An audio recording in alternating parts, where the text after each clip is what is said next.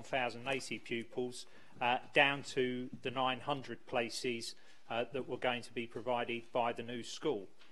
It also went on to say that the projections from the council were that they would actually need more than 1,080 places in the coming years, given the increase in pupil numbers at primary schools. And we're all aware of the need for extra primary places. The City Council leader is certainly aware of that. And indeed, I've got one of her tweets here which said that the city's priorities are all about education for the next 12 months due to an £11 million shortfall in funding for primary places. That was in response to her colleague Penny Mordaunt, the MP for Portsmouth North. So it's what, the council is well aware of the problem that we have in terms of school places. It's well aware that we have a real increase in primary school places coming through in the next few years, and it's well aware that we're going to need an increased number of secondary school places, not a decrease. Clearly, as a councillor for Paulsgrove, and I know from the other councillors in Paulsgrove, we were at a residents' meeting last night, that they share the concern that I have, that we could be in a position in a few years' time where we've got literally hundreds of children in Paulsgrove who will not have a secondary school place in the ward, and will effectively have to travel considerable distances in order to go to school. That's always on the proviso that those school places have been provided elsewhere. And of course, as a City Council, we have a statutory responsibility to provide school places. That is becoming somewhat difficult because of the situation with academies, where academies don't have the same statutory obligation to take pupils, yet as a council and a local education authority, we have a statutory obligation to provide those places. So I can see many more problems occurring with that unless the government takes some sort of action in order to make sure we've got an integrated system in terms of providing school places. Getting back to King Richard's, the demand there in the motion is, I can't call it a demand, the monitoring officer will be on to me, the request in the motion is that the council leader write to the Minister for Portsmouth in order to ask that we have that money to fund the extra school places. The alternative is that we have to find the money, and we know the position of the council. We've spoken about it during many debates today. There is a proposal to take some of the land at King Richard's and develop that, but there are feelings in Paulsgrove about why should we be giving up space, and green space in particular, there at the school, when it should be central government's responsibility to ensure that it gives us enough funding for secondary school places.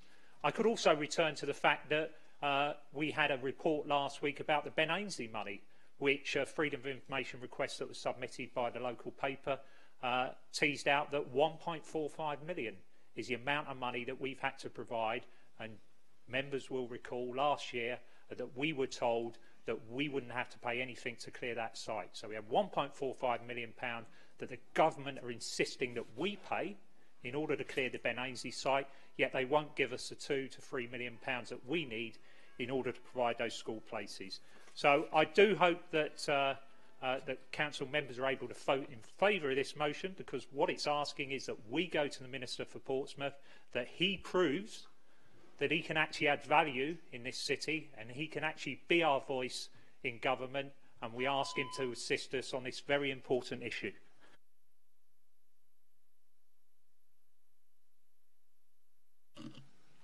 Thank you, Councillor. I'll call on Councillor Jones, please. Thank you very much, Lord Mayor. Well, this has been a long and protracted process with King Richard's School. As we've heard, started under the Building Schools for the Future programme, there were plans to knock down this school and rebuild it. Building Schools for the Future was scrapped, as we know, and the Priority School Buildings programme came into place, and as did the negotiations between Portsmouth City Council and the Education Funding Agency started. I'm pleased with where we're at now. I think that between Councillor Neil Young, Councillor Luke Stubbs and myself, in conjunction with senior officers at the Council, there have been a number of conversations that have taken place between the DFE, Education Funding Agency and the school themselves. I have to say, obviously, I am disappointed that we haven't got the money to build the school that we want. But I do think that I am pragmatic that the reason we haven't got the money that we wanted to build a 1,000, 1,100, a 1,200 place secondary school in Portsgrove is because the government has got to rein back the central government spend. I understand that. Nonetheless, what I can't agree to and what I could never live with is a poor financial decision in terms of the spending and the building programme of this school, and I'm going to elaborate on that in a moment. First of all, we need to look at why we're in this situation. The school is not really fit for purpose. The school is an old school, hence why it's under capacity at the moment. So there is still capacity there, but we know that with the new school being built, it will attract, as new facilities do, more children to that school. Secondly, we need to realise why we need to be building a school around 1,000 places for the future, because the primary school places crisis we have at the moment, this increased birth rate that's happened over the last 3 to 5 years, those children are not going to stay in primary school education forever. They're going to grow up and they're going to end up in secondary school. And we will not have enough places by 2018-19 onwards for the children that are currently in the primary sector in this city. Now, what we have done is reached a compromise, and I want to talk about that because I think it's quite important. We have been working with the school and with the King Richard's Trust and the Education Funding Agency. We have agreed to take a part of the field at the back of the school, to sell that for development, to give the school a proportion of the money, and we will put the remainder of that money towards building the additional places that we think will be required by 2018-19 academic intake. That amount of money is around £1.4 million that would need to go towards building the 1,000-place school on top of the 900-place school that's being funded by the EFA, the Education Funding Agency. So we are looking, this council, at building a 1,000-place school in Portsgrove, and that's important for people to understand. Since 2011, we have received around £21 million of money in terms of school sufficiency funding. But I must stress, Lord Mayor, that money has predominantly gone in the primary sector because that's where, at the moment, the biggest need is. We also were given around £15 million for, this is, I mean, I'm talking pre my time as leader of the council, around £15 million towards education contingency funding. And again, that's gone to, towards an overspend from the previous sufficiency budget. Temporary classrooms that are having to be purchased this year because our building programme, you know, they won't be built yet, the permanent classrooms. And also money set aside in the budget around £2 million to go towards the conversion of the Vanguard Centre. We've looked at school projections, and as I say, based on the information that we have, we know that we will need those additional secondary school places in this city by 2018-19. Now, this school is due to be built and completed by May to June 2017. Now, one of the options put on the table by the EFA was that we went with the 900-place school and that we added additional classrooms in the future. If we did that, rather than being £1.2 million, because we're using the same builders that are on there building the vast majority of the school, if we went out and built additional classrooms at that level in the future, it would probably cost us somewhere in excess of £4 million. So from a financial probity perspective, and this is the point I made when I started speaking at the very beginning, that's why I couldn't sanction a 900-place school, because within 2 years of it opening, we'd need to spend 4 times the amount that we do now to get those extra 100 places. And I really do believe that we have to be looking at value for money here, and this really is the best option. I want to put on record thanks to the officers who have worked incredibly hard, and there have been some very drawn-out conversations with the Education Funding Agency, but like I say, I do understand the position that the government is in. In terms of writing to the Minister for Portsmouth about this, well, you know, I have written to ministers already. It proved to be fruitless. However, I will write to Mr Francois again as the city's minister, and I will ask him for help on this, but I do know that the Secretary of State is aware of what's going on at Portsgrove School, and actually we had to put forward a bid, and we had a date of the 16th of June, I think, which was the deadline by which we had to go back to the EFA with our final ask, and we went back with our final decision after it had been agreed with the King Richard Trust that we would put forward a bid for for a 1,000-place school, and that would be paid 900 places by the government and the remainder by Portsmouth City Council. That has been accepted, Lord Mayor, by the Education Funding Agency, and that is the scheme that we are now progressing. Thank you. Councillor Varner-Jackson, please. Thank you, my Lord Mayor. This is a sensible motion, but the people of Paulsgrove have been badly let down over many years over this school. Under Building Schools for the Future, there was a proposal to build a new school under the Labour government. Unfortunately, because they were addicted to doing things through the PFI model, it was going to cost up to £20 million. As Luke Stubbs has said earlier, one of the things the council can do is we have the ability to borrow much cheaper. We can borrow at half the rate of PFI deals. But because the Labour government was so determined to do this through PFI, not through the council borrowing money, it was going to cost millions of pounds extra just in profits for private PFI companies. So I think one of the good things that the coalition government did was to say, no, why waste that money? We've seen the effect of that at QA Hospital. They're having to pay millions to Cllr, which they would not need to have done if it had been done through a normal public sector procurement system. But I think what then happened was we had been, I think, 6 weeks away from signing Building Schools for the Future deal with the government. With the decision not to proceed down that, we had to go back to the drawing boards. And in the Building Schools for the Future, all the secondary schools in the city had got together and decided that the former hospital, that is the school at King Richard's, which is a temporary hospital, it's not purpose-built as a school, it was the school that needed the investment above every other secondary school in the city. All the secondary schools agreed that. And the secondary school that was at the bottom of the list for investment across the city was St Luke's. And that was agreed between all secondary schools across the whole city. And what happened under the coalition government? Money for King Richard's School in Paulsgrove was removed, and it was given to St Luke's when it became Cllr Academy. So I think that was... I congratulate Cllr on what they've done, but to make sure that the money moved out of Paulsgrove to St Luke's or to Cllr just because it was an academy and not a school run by the council was, I think, one of the worst decisions that affected this city under the last government. And I've said so repeatedly and will continue to do so. The needs of children, and in terms of investment in schools, should purely be driven by the needs of those pupils, not by what sort of school it is. And personally, my view is it should be illegal for ministers to make decisions on where investment for children should go just because it's a free school or an academy. It should purely be driven by the needs of those children.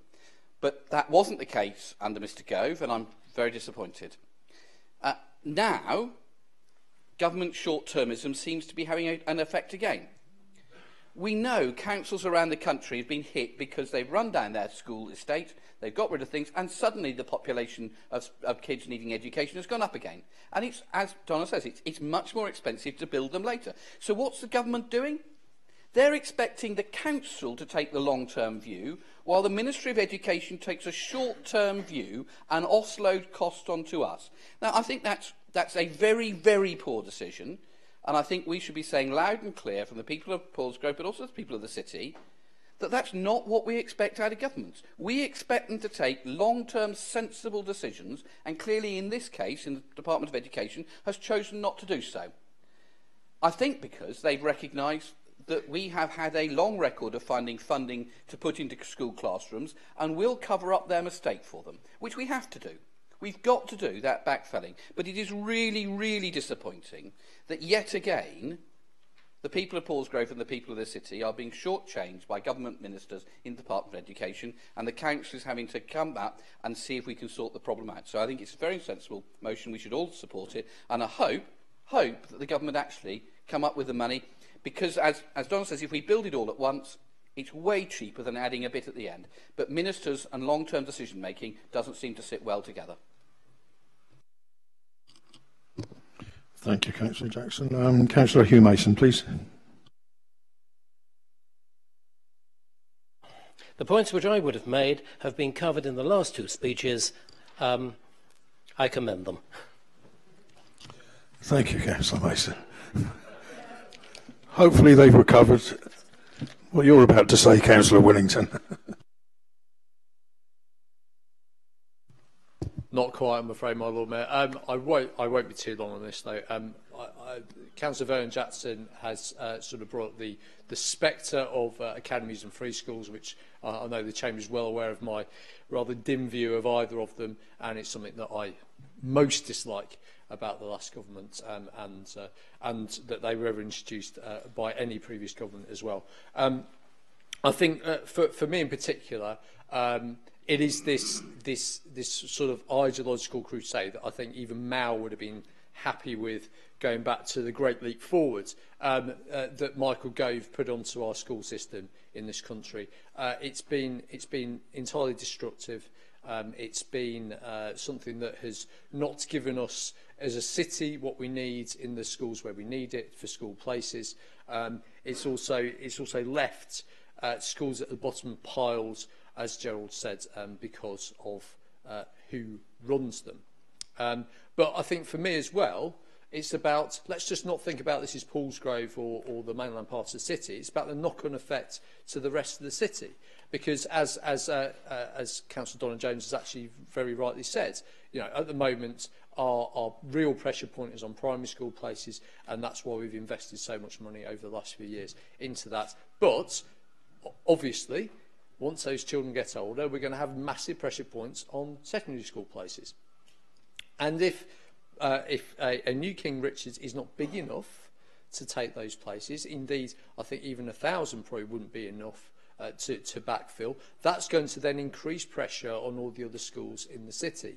And if we continue to have a lack of proper investment where we actually need it in our secondary schools, it is just going to knock on. So, yes, it might be in the short term an issue in Paulsgrove and on the mainland part of the city, and in obviously those bits of Cosham that are part of the catchment as well.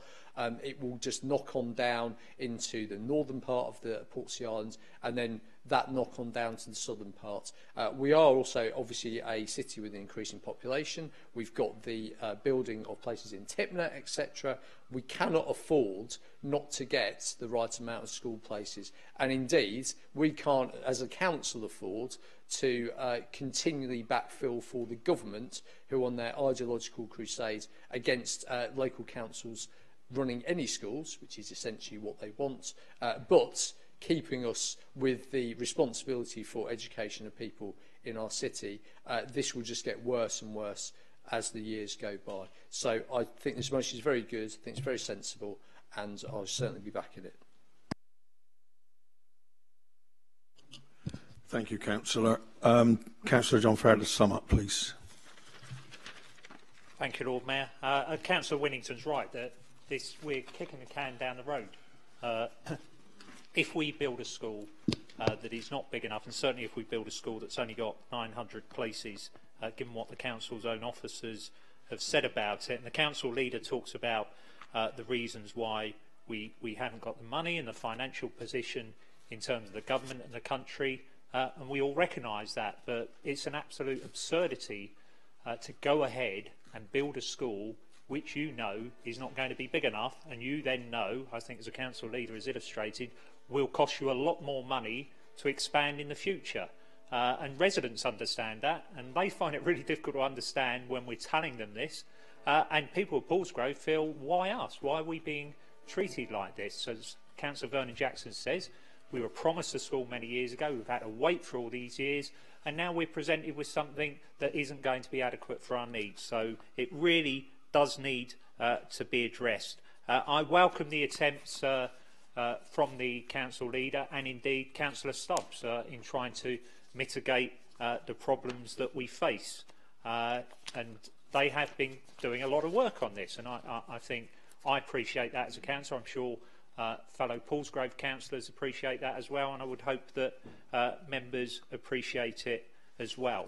But I just return to the report just to emphasise what the view is of the council and it is, if the capacity of King Richard School is reduced, that's from 1,080 we currently have, it will not be able to accommodate existing pupils who are in schools in the planning area and will compromise the ability of the local authority to meet its statutory duties in relation to pupil place planning. That's how serious the issue is. That's how serious the issue is for King Richard's, how serious the issue is for the council.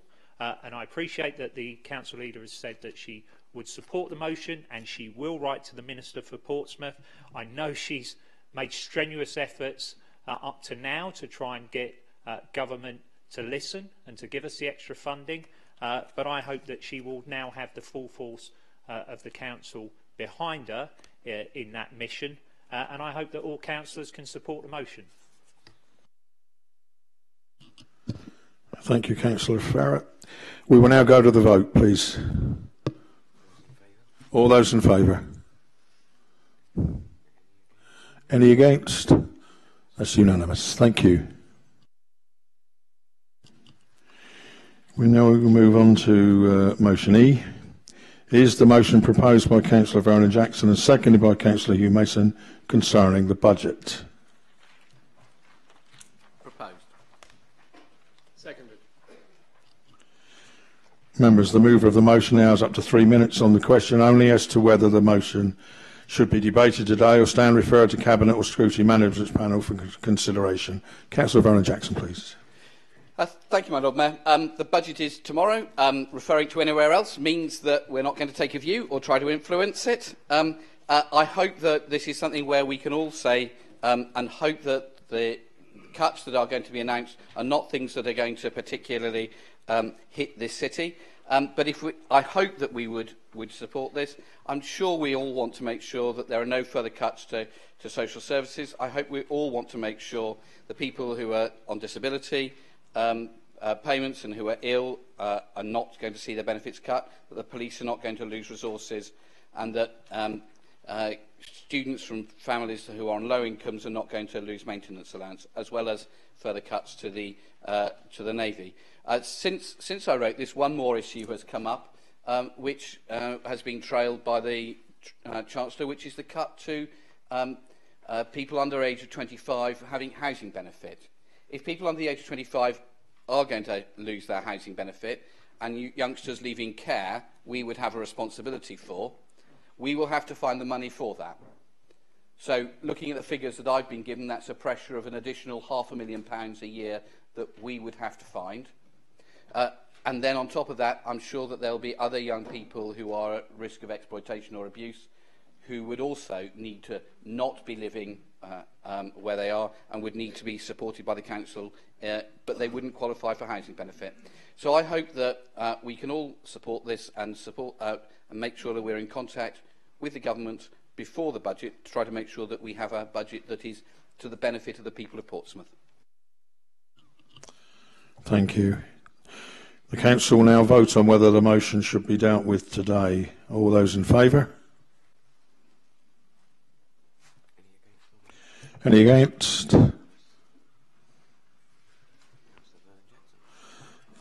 The majority rules. We will debate today. Councillor Vernon Jackson, please. My Lord Mayor, in the interest of brevity, I think I've said everything in my introduction that I need to say. I hope that we will all be able to support this, so I'm happy to move.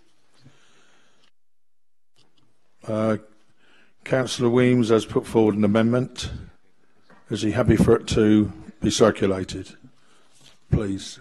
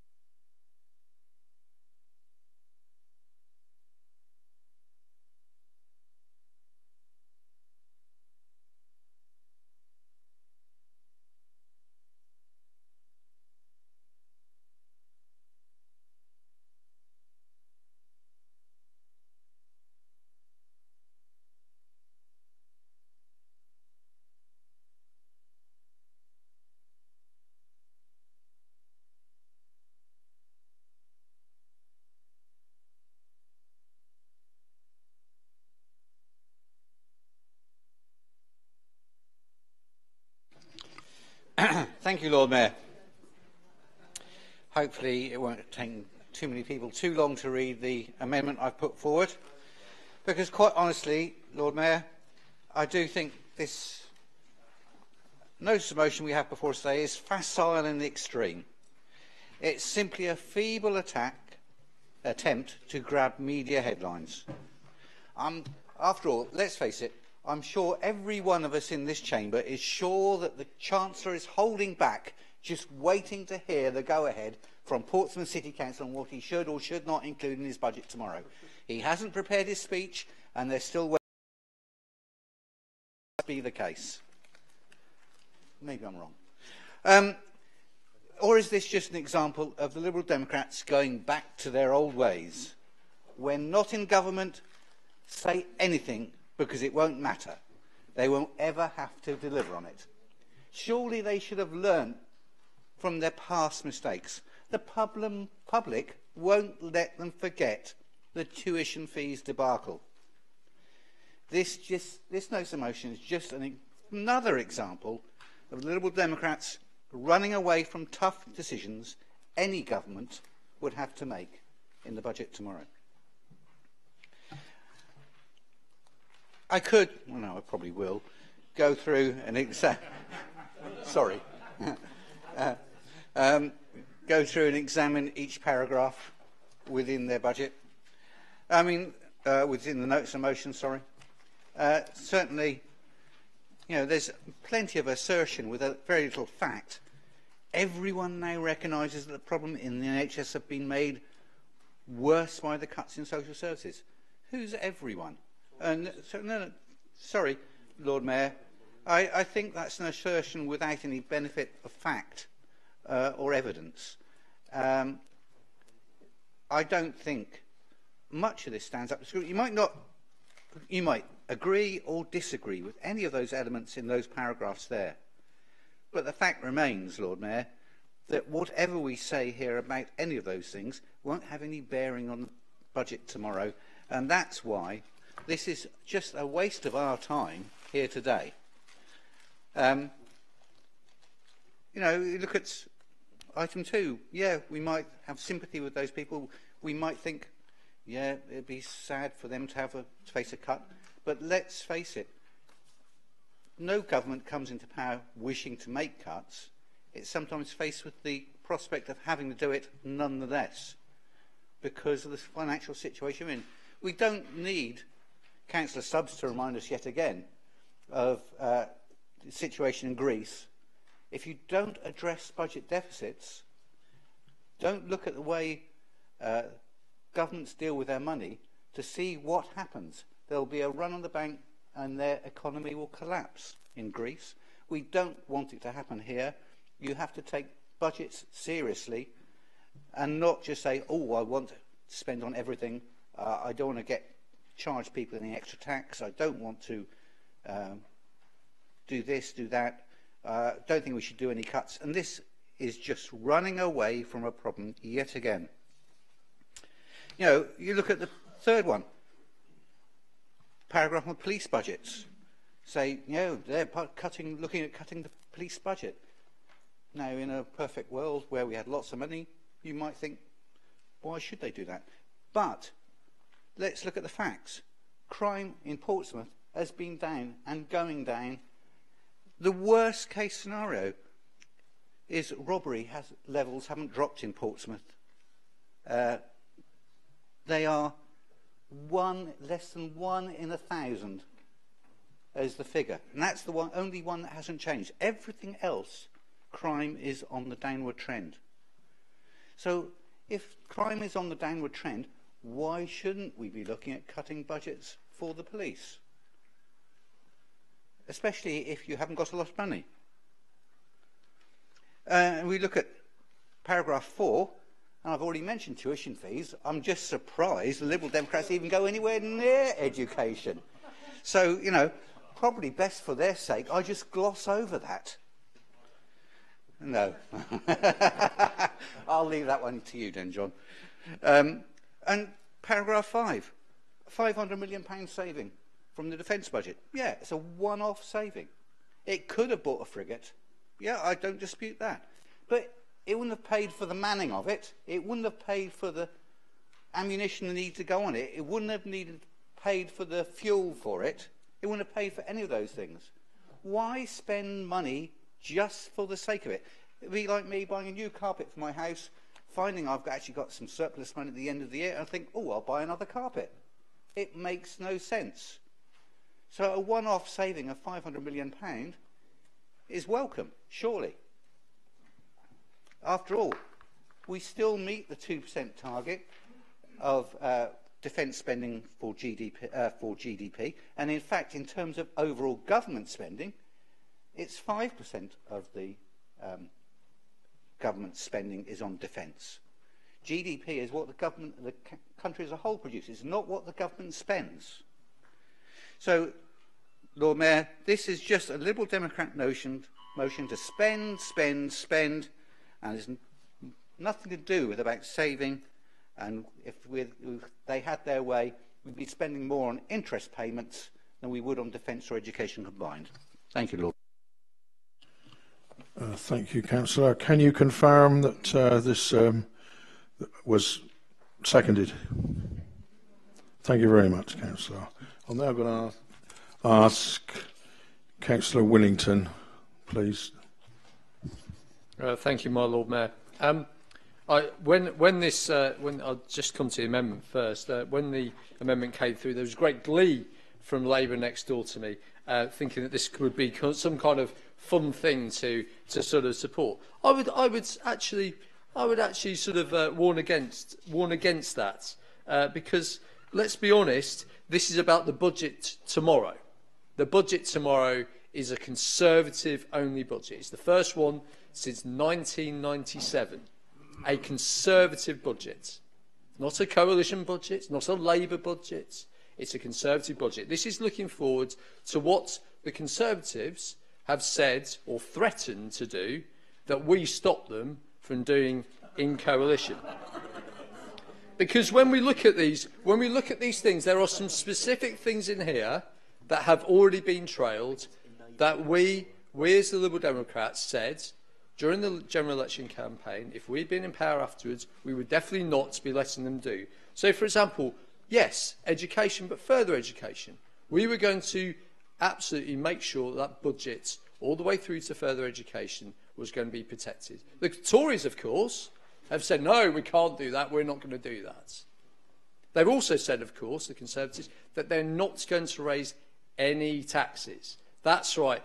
Everything's going to have to be done by public spending cuts. And where do public spending cuts come, especially when you refuse to raise taxes on anything? They come from the most vulnerable people in society. At least under the Liberal Democrats, there were some tax rises, and we did actually mitigate as much as possible some of those spending cuts. So this is the line in the sand. This is where tomorrow you get what is really going on with this new government about what their priorities are. And this is what their priorities are. Their priorities are inheritance tax cuts for the very rich and spending cuts for the very poor, the people who need it the most. So why don't we, as a council, say that isn't on? Not with this silly little amendment that's just talking about the past. For goodness sake, we took our kicking. We understand what happens. I know Labour don't quite understand why they lost. But we're looking forward to the future, and we're looking forward to the budget tomorrow that at this rate is going to be damaging to our city and damaging to our residents. Things like the cuts to defence, as Councillor Vernon Jackson said, and it says in the motion, £500 million as a frigate. That can mean the difference between some more jobs in the city and some more jobs lost in the city. Look at the fact of further spending cuts in the NHS and for people with disabilities. Think how much that impact that could have. So don't play these silly little games with this ridiculous amendment. This ridiculous amendment that actually doesn't have anything to do with tomorrow's budget, but just has to do with just playing silly little games. Let's look forward and say this city The council in this city does not wants all these areas protected, and if that takes the Conservative Party actually raising some taxes and actually treating people with respect, especially those who are higher earners, who quite frankly can afford it, actually very few of them actually live in the city. But if that can help our people in the city, then that's what we should be doing. We should support this motion, reject the amendments, and we should be moving forwards as one in the city. Thank you, my Lord Mayor. Thank you. I call on Cllr John Ferrett, please. Thank you, Lord Mayor. Councillor Winnington calls it a silly amendment. I think at least the amendment tells people what has actually occurred, how we arrived at this position. Anyone having come from another planet would have looked at this motion and thought, well, these guys, blimey, they're really principled, and they're really opposing these things. Isn't it great? You'd need the amendment in order to point out that the Liberal Democrats were part of the coalition for the last 5 years. Our position as a Labour Party, as a Labour group, has not changed. We're opposed to many of those things when you had a coalition government, and we're opposed to many of those things now. Whereas you're pretending that it had nothing to do with you. You were the guys that made it happen. Your guys in Parliament were the ones that voted these things through. And we had Councillor Vernon Jackson, when he was leader of this council, boasting about the fact that he helped put the coalition government together. He has direct responsibility for all that occurred. Daily Telegraph had him down as the 22nd most important Liberal Democrat in the country. Oh, to have 22 important Liberal Democrats now. I was going to revise that on the basis of looking at the maths and how many seats they've got, and I worked out he would be the 5th most important Liberal Democrat in the country now. Having seen today, I wonder if he's the 5th most important Liberal Democrat in his own group.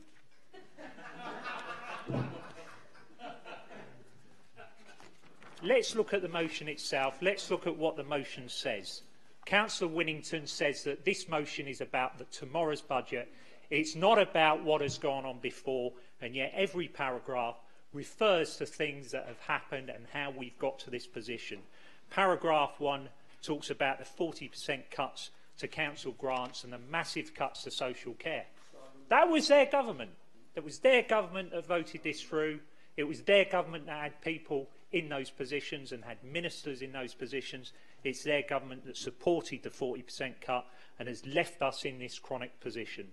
2 talks about support for families on low pay and talks about people with disabilities and talks about the problems for people who are in poverty.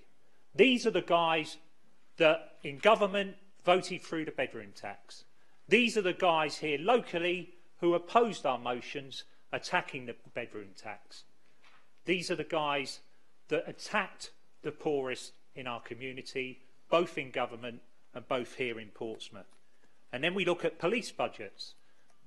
The Home Office was somewhere where they had ministers. One of those ministers was Jeremy Brown. I always thought Jeremy Brown was in the Conservative Party. Seemed very right, and I'm really surprised that he didn't end up defecting to the Conservative Party. But they were there in the Home Office while these things were being decided.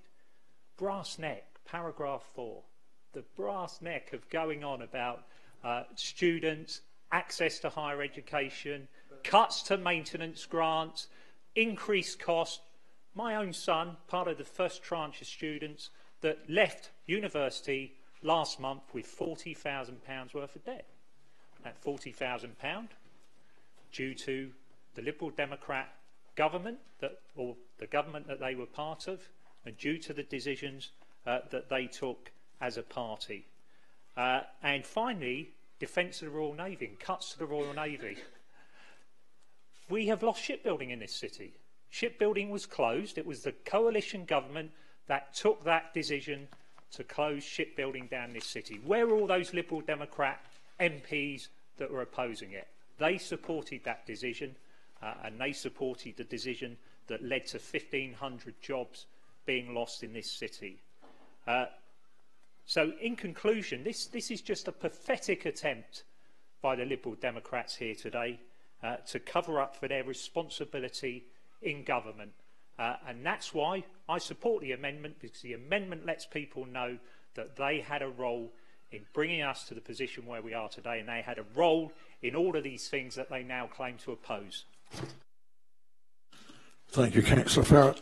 Call on Councillor Mason, please. Hugh Mason.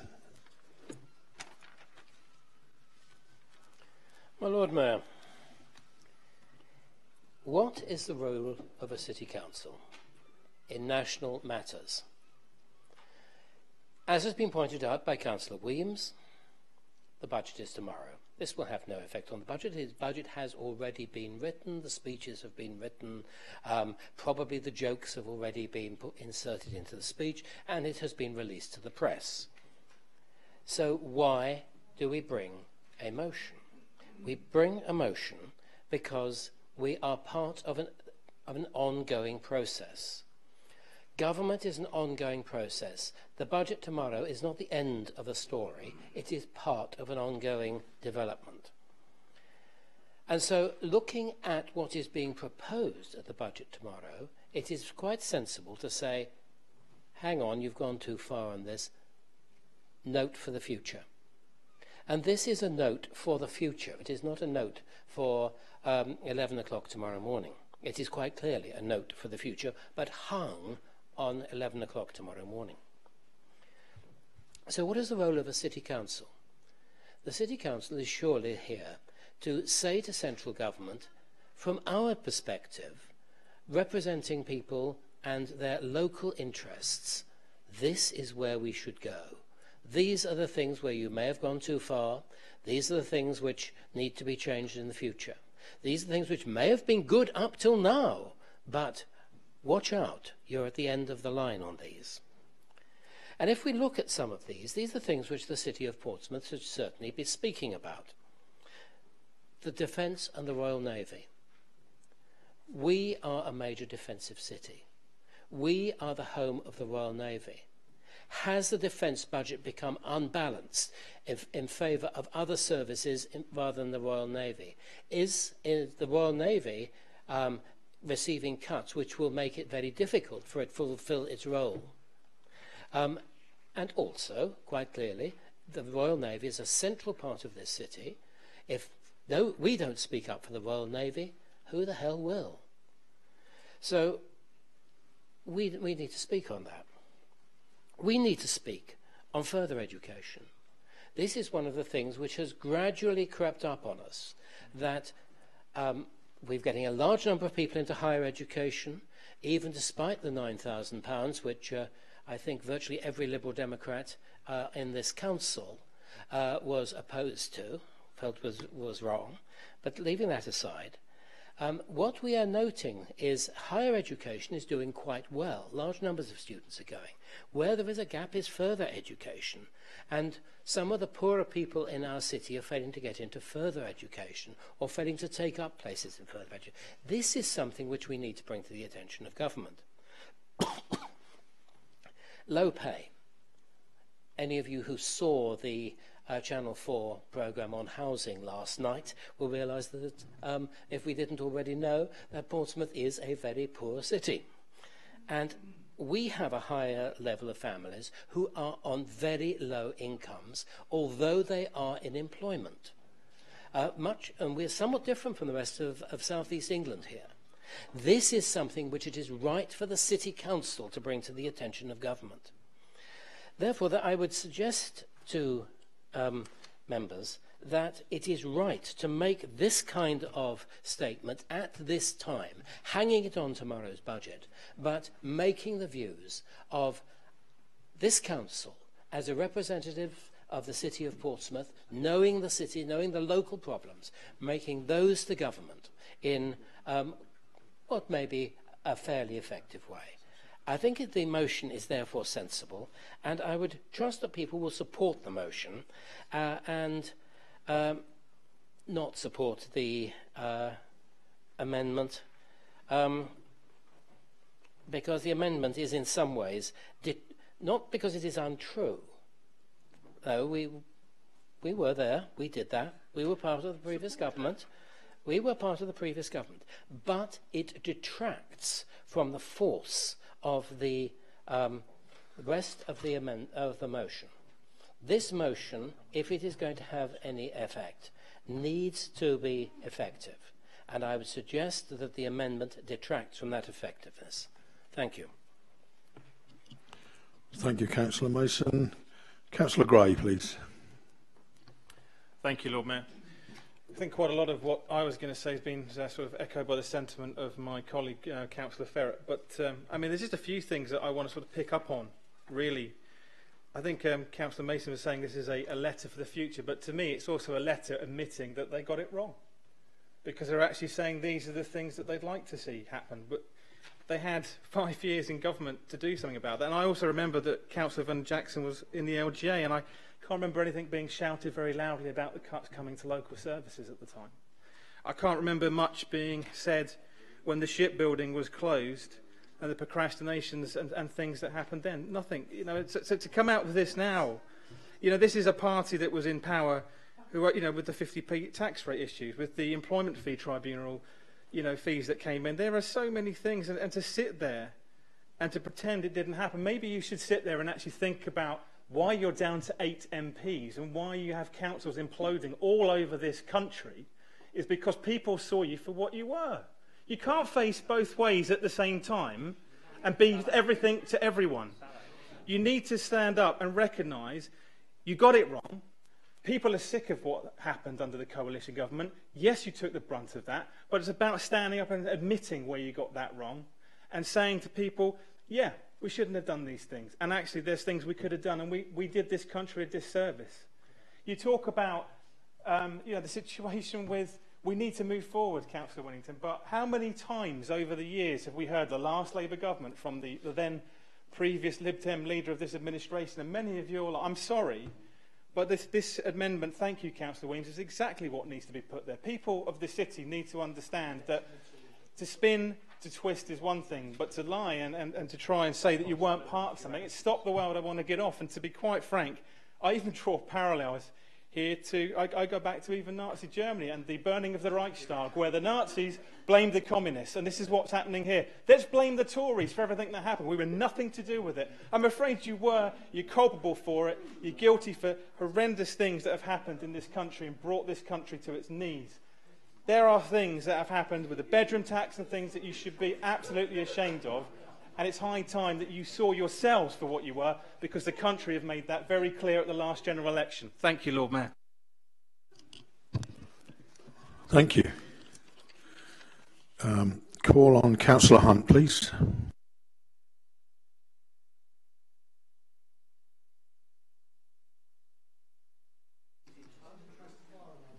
We all ready? Councillors, please. Councillors. Are you starting me off just now? Start you off, yeah, go on, I'll give you, yeah, carry on. Well, I've got absolutely no problem with the Conservative amendment whatsoever. None at all. It is stupid and it's silly games, we all know that. But I've got no problem. I'm proud of the record of the Liberal Democrats in government. If it hadn't been for the Liberal Democrats in government, the link between pensions and earnings would not have been restored, because the Labour Party, shame on them, they didn't restore the link between pensions and earnings when Mrs Thatcher took it away, did they? Did they, Councillor Ferrett? No, you didn't, that's right. And I'm also pleased, and I'm also proud of the fact the Liberal Democrats in government put on the front page of their agreement with the Conservatives that they wanted to raise the level at which income tax was started to be paid, taking millions of people rather, out of paying income tax altogether. Also, we talk about free school meals, a pupil premium, so much more, better sports facilities, a whole range of issues. So, Lord Mayor, what a day it's been, really and truly. We've got the Tory party light in front of me, excluding Councillor Winnington, who are getting applause from the right-wing Tories over there, who don't give a fig about human rights or people being hurt abroad. And the Labour Party are supporting them. What is going on in the world? The world's gone mad. The political world's gone mad. What's happened to the Labour Party here in Portsmouth? Incredible stuff that we've seen today. Supporting a despicable regime like the United Arab Emirates. And there's been complaints of hypocrisy thrown around the chamber all of the day. Some of it levelled at me. I'm a big boy. I can take... Yeah, I am. I really am a big boy. And I want the world to know it. But I can take those criticisms because it doesn't mean anything to...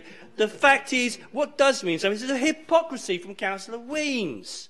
He says that we say this when we're in opposition, and we say that when we're opposition. Let's not forget what he said when he was in opposition not so long ago. That they, the Conservatives, when they got into power, you're in power now, I believe, you can influence what goes on here, that they would give old age pensioners 10% off their council tax. That was a pledge from the Conservatives when they were in opposition. They said when they came to power, they would give pensioners in Portsmouth 10% off their council tax. Have they done it? We haven't seen anything about it yet, but they'd like us to forget about it, but we don't forget either, so we can go far back too. So hypocrisy can work on both sides. Some people might call it political pragmatism. And let's not forget too that you criticise this Liberal Democrat proposal here. I'm extraordinary. Another weird day. We've got the Conservative Party saying cut police numbers even further than now. I don't know if any of you have gone to talk to any police officers lately, but morale is rock bottom. Absolutely rock bottom.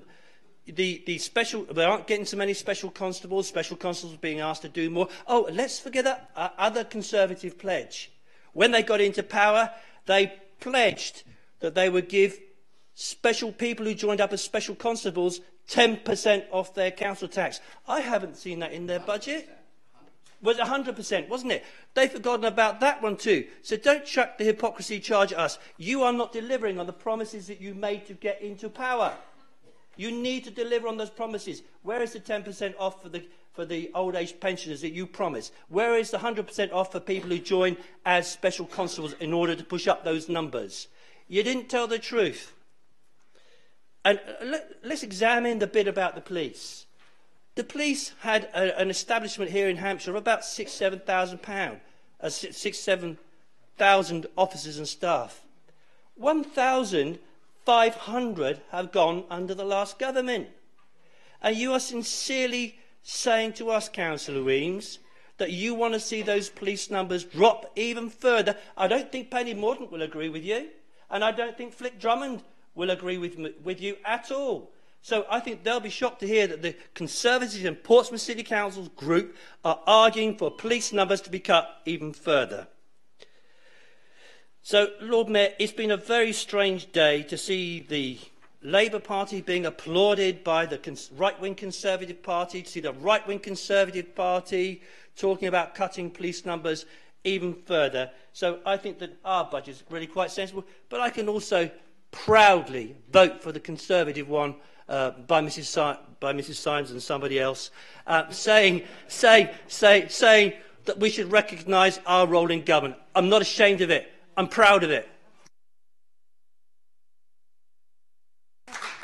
Lord Mayor. Thanks, Councillor Hunt. Point of explanation.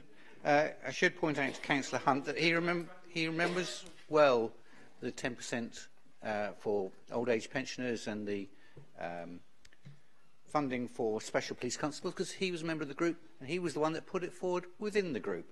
But that's a long time ago. People didn't vote for it, sadly. I think they should have done, but they didn't. Times have moved on. We didn't stand on that manifesto this last time, Lord Mayor, so he can't be accused of not delivering on a manifesto we didn't stand on. Thank you. I'm now going to call Councillor Alcombe, please.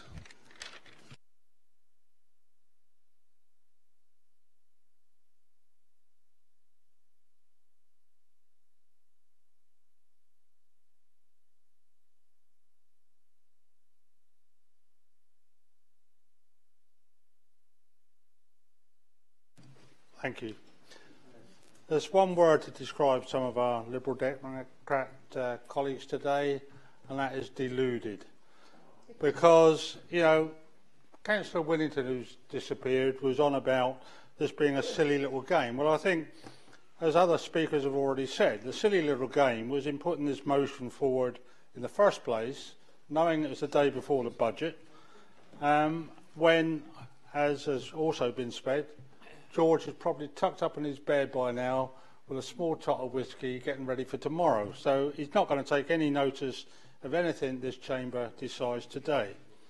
And to hear Councillor Hugh Mason then try and defend it by trying to link it to the future, if you want to link it to the future, why actually mention the fact that the budget is tomorrow? You know, you could have said in some future budget, or to bring this to the attention of the Chancellor at some future date. So it obviously was designed around bringing this forward for political reasons and for a bit of sport, because there's no other reason for it to be on the agenda. It's here purely for the Lib Dems to try and get their names back in the frame. And why do they need to do that? Because they've been found out, as I think Councillor Gray said, and at the last election, locally and nationally, the general public gave them their verdict. They gave you a good kicking.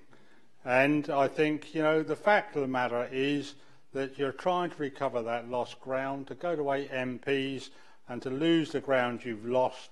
I think you're showing signs of desperation. And I think the one thing that this motion does, or the amendment does, is actually point out the errors of your motion in the first place. You've got a long way to go, and to try and pick and choose what you did and what you didn't support in the last coalition government, the fact is that, you know, those figures and those issues were put before the electorate in May. They came up with a decision. For all Councillor Hunt, and it's a pity he's not here, calling us the nasty party, the public obviously think we're the nice party because they re-elected us with an overall majority. So, you know, far from being nasty, we're actually the most popular party. And from the results, I guess we can now say the Lib Dems are the nasty party, or the lost party maybe, because the public doesn't want them to represent them anymore. I think, bearing in mind the time, Lord Mayor, I'll leave it there. Thank you. Thank you, Councillor Alcombe. I'll now call on the leader, Councillor Jones, please. Thank you very much, Lord Mayor. Just going to respond on a couple of points that have been raised, then get on to my substantive comments on this motion. First of all, Councillor Whittington referred to silly little games being played by the Conservative amendment today. It's just, the irony is beyond all bounds. Every time you see a Liberal Democrat name on the order paper today, what you see are silly little games. Every single motion that's come forward today has been to either give them their headline for their next focus leaflets, or to try and get them a headline in the newspaper, because there's so few of them now nationally. They've got to try and get any column inches they possibly can. So that's where the silly little games are coming from. And if you don't like our silly little games, Councillor Whittington, don't put stupid silly little motions forward. Then we hear from Councillor Hunt about the Conservative promise over the 10% tax cut to pensioners. And this is what I would say to Councillor Lee Hunt, is that your children's social care budget was overspent for 8 consecutive years. If it hadn't have been, and you'd been able to manage that budget, we would have been able to give pensioners a 30% discount in their council tax, not a 10%. Now I'm going to move on to my comments, Lord Mayor. We need to look at why the cuts are required. And the reason the cuts are required nationally are to retain the growth in our economy. And we are doing something right. We do have the fastest growing economy in the G7. But as a council leader, it would be remiss of me not to stand up for my council and the people that we represent. And therefore, what is important is the fairness of the cuts across the public sector. And I do believe that the local government sector across the UK, with over a 40% cut to our budgets overall since 2010, have more than taken their fair share. And that is a message that I will keep reiterating at any interaction I have with government ministers. I'm now going to move on to the anticipated defence budget cut and the anticipated £500 million reduction to the defence budget. Now, obviously, being home to the Royal Navy here in Portsmouth, this is a point close to our hearts. But what we do have to do is to look at pledges given by our Prime Minister and by other NATO leaders over the years about the defence budget being around 2% of GDP. And even after this £500 million budget cut to our defence spending in the UK, we will still have a spend in excess of 2% of our GDP. Now, if we look at two of our closest allies in Europe, France spend around 1.3% of their GDP on their military, on defence, and Germany 1.9%. So actually what we have is two of the countries that we work very closely with, also members of NATO, and actually they spend less than we do. So I think at the moment Britain is still holding its head high in that area. But I do regret any cuts to defence spending because obviously we are a military city and a lot of people in this city rely upon employment in the Royal Navy. But this is a balance. It's a balance between cutting too deeply too quickly and not cutting quickly enough, therefore slowing the growth in the economy. You need a growing economy to mitigate the budget deficit that you have. But we need to reduce our public spending. But like I say, we need to make sure it is done at a rate which is not putting people's lives at risk and not cutting too deeply that it has a detrimental effect to society. I think in the last coalition government, that level was about right. And I'm hoping that going forward in the next Conservative government, I have confidence that that level will also be right because we have some incredibly talented people working in the Treasury around George Osborne. And I believe that he has a good team around him that are able to make sensible decisions about the depth of the cuts and the speed. Now, if we go to the opposite end of the spectrum, and we had a representative here today who has stood here and spoken to us on behalf of the trade union against the cuts movement here in Portsmouth. Now, that is the Portsmouth equivalent of the Greek Syriza party. They believe that you just should have no cuts at all whatsoever. No austerity, keep spending. You spend your way out of a recession just the same as you eat your way thin. Okay, that's exactly what they think. And it's absolutely mad. And if we'd gone with that, and we'd gone with the trade union against the cuts, if they'd had a whole load of them elected across the UK, what we would end up with within a period of years was an equivalent of the Greek national crisis at the moment. And that is a party of extreme anti-austerity that can't balance the books. And what we have also in, for example, one of our neighbours in France is a left-wing government where their president has had to sack the Prime Minister and sack the government and reappoint them twice within his period of office because they couldn't agree on an austerity programme. And Angela Merkel was quite rightly cracking the whip and saying, you need to have a deficit reduction programme. You're an EU member state. You're part of the EU currency. We want to see how you're going to be reducing your national deficit. And obviously, left-wing governments all across Europe are reeling at the prospect of having to cut public spending. I think the situation in Greece really is very scary, but what it does do is reinforce why right-wing and conservative governments, such as Britain and Germany, are getting it so right. I think that we need to not also forget that, as I've mentioned, we are the fastest growing economy in the G7. We have virtually zero inflation at the moment. Inflation levels for the last 4 quarters, I think, are the lowest that they've ever been in my lifetime over a 4-quarter period, or certainly since 1971 when the Office for National Statistics was first formed. And that's absolutely key. That means that it's not costing people more each month to go and buy their food shopping or pay for their fuel bills. That's really, really important. Secondly to that, we've also got unemployment in this country now, employment in this country at over 73%. Again, one of the highest levels in my lifetime, Lord Mayor, in nearly 40 years. So what I would say is that we do need a comprehensive welfare reform programme. I've had people in this city who've been on benefits for years, who live in Buckland. One particular family I can think of, who the father was forced to go on a computer course, and he had to go to the library, and he had to turn up 3 days out of 5 to to go and basically qualify to get his benefit at the end of the month. And he said to me, do you know what, I actually really enjoyed having to get up, go somewhere and be somewhere by a certain time. And actually going to Lake Road Health Centre and doing in the community room there, doing this computer course, actually it was really inspiring and I really enjoyed it, and I'm looking forward to, you know, now having the confidence. And with a lot of people in this city, it's the lack of confidence of being unemployed for so many years that they just need somebody to be holding their hand and helping them. So I welcome the government's benefit reform programme as well. Point of information, Lord Mayor. I think it's fair to point out that John Woods was actually speaking on behalf of Unison, the largest union representing workers at our council, not Tusk on this occasion. Noted. Thank you, the leader, although you strayed a bit towards the end from what we were, got a bit party political there. I will now call upon Councillor Jarrah Vernon-Jackson to sum up. Thank you, my Lord Mayor. It might surprise you to say that actually I agree with half of Steve Weems's amendment. The first paragraph is a pure statement of fact. It is a statement of fact, and I'd be happy to have that in the motion.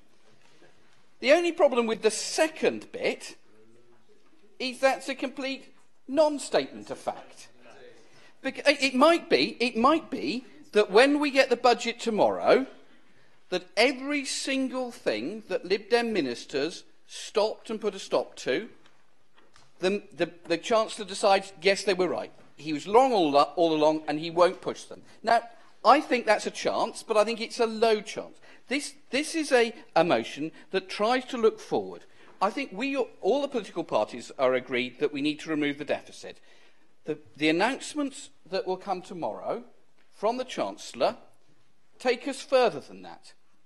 They're about additional cuts not agreed under the coalition government.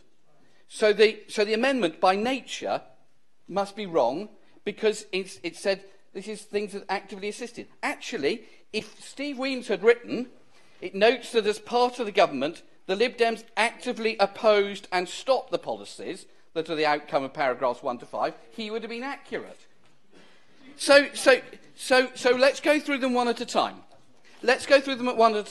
So, in terms of the cut to local government, actually it wasn't just Lib Dem ministers who petitioned the government. It was Eric Pickles, I have to tell you, who finally decided that local government could take no more. Now, I'm glad he agreed with us. I don't know if the Chancellor will. I don't know if local government will be protected as it was in the last spending round. I don't know. The cut to public health is an indication. Number two, cuts to people on low benefits to people. These are proposals that Conservative ministers pushed and pushed and pushed, and Lib Dem ministers stopped and stopped and stopped. Now, it might be that Lib Dem policy is what the Chancellor is going to do. I think it's unlikely. I think it's likely that tax credits or support to people who are ill or with disabilities may be cut tomorrow, things that we opposed. But the Chancellor and the Conservatives will probably want to do this because they want to cut things. We know in the elections the Chancellor said he wanted to make £12 billion of cuts to benefits. We also know that he wouldn't tell anybody how he was going to do it. He wanted to keep it secret, so he didn't scare anybody. So that's something that we'll now see.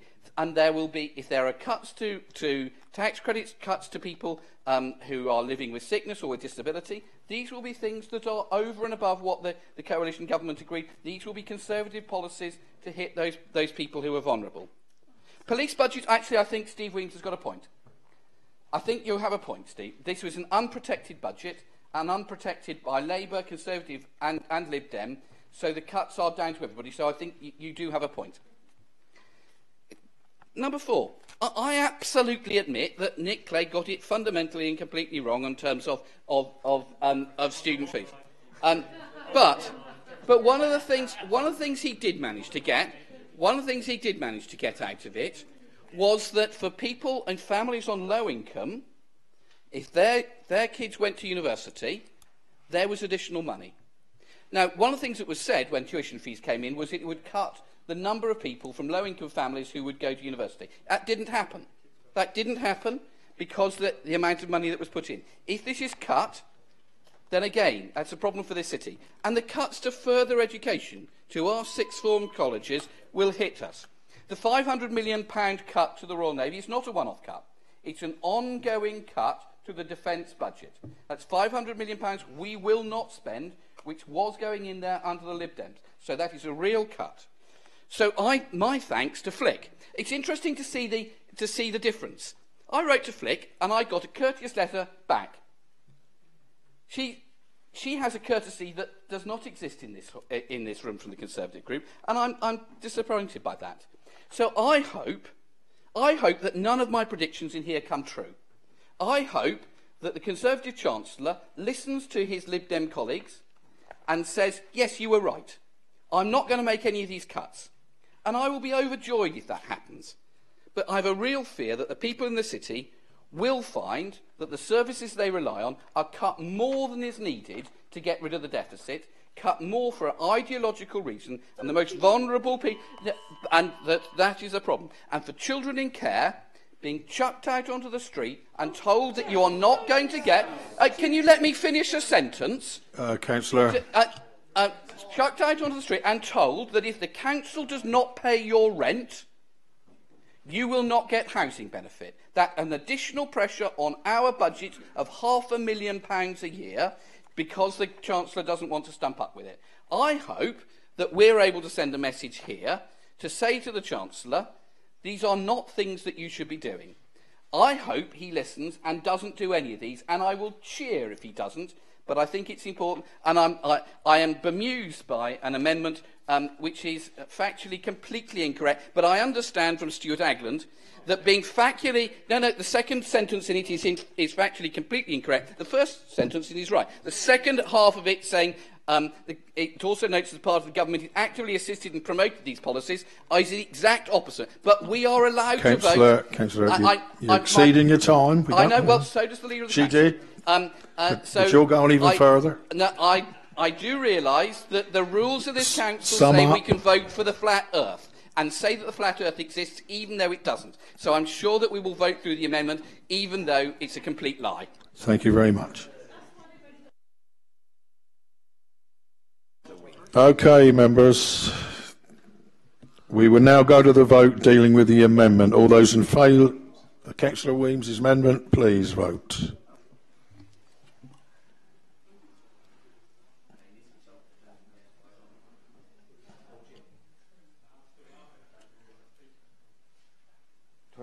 Lord Mayor. Those against, please.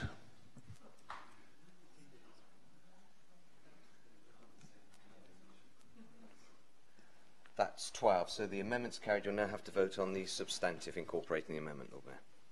Those for. Any against, Lord Mayor? Any against? Okay. That's carried. The substantive's carried unanimously, Lord Mayor.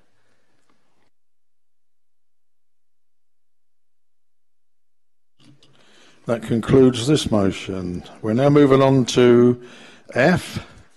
It's the motion proposed by Councillor Hunt and seconded by Councillor Dowling concerning the tower.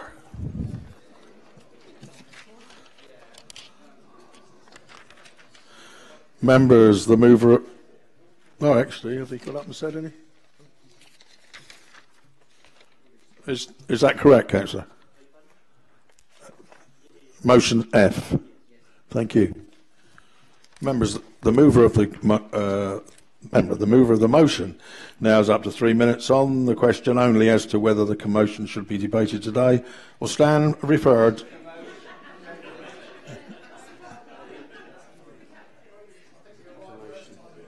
Yeah, carry on. It's been a long day, and the tower again. Well, I think, Lord Mayor, it is the way the tower process has been handled that we're looking to debate this evening. It's quite different from the congratulations that was expressed at Notice of Motion B earlier on in the day. And I think that it's very important that the Council explores what happened, because so far there has been no place at all where this matter has had to be debated, and it, of course, be completely wrong in the interest of democracy and openness and transparency, which the leader has talked about today, that the way that the process was done, it certainly needs an airing, and it needs to be debated by, and all councillors need to have the opportunity to debate it in an open forum. And indeed, I know people are interested in it because we're getting tweets online from people watching us, and they're interested in seeing this debate this evening. So it's been seconded by Councillor Ben Dowling. That's right, isn't it, Ben? Absolutely. And I think in the interest of openness, transparency and democracy, which the leader has talked about today, that this matter should be debated this evening. It would be a complete travesty if there was an attempt to axe it and send it off to somewhere else. Thank you, Lord Mayor. Thank you, Councillor. The Council will now vote on whether the motion should be dealt with today. Those in favour of debating it now, please.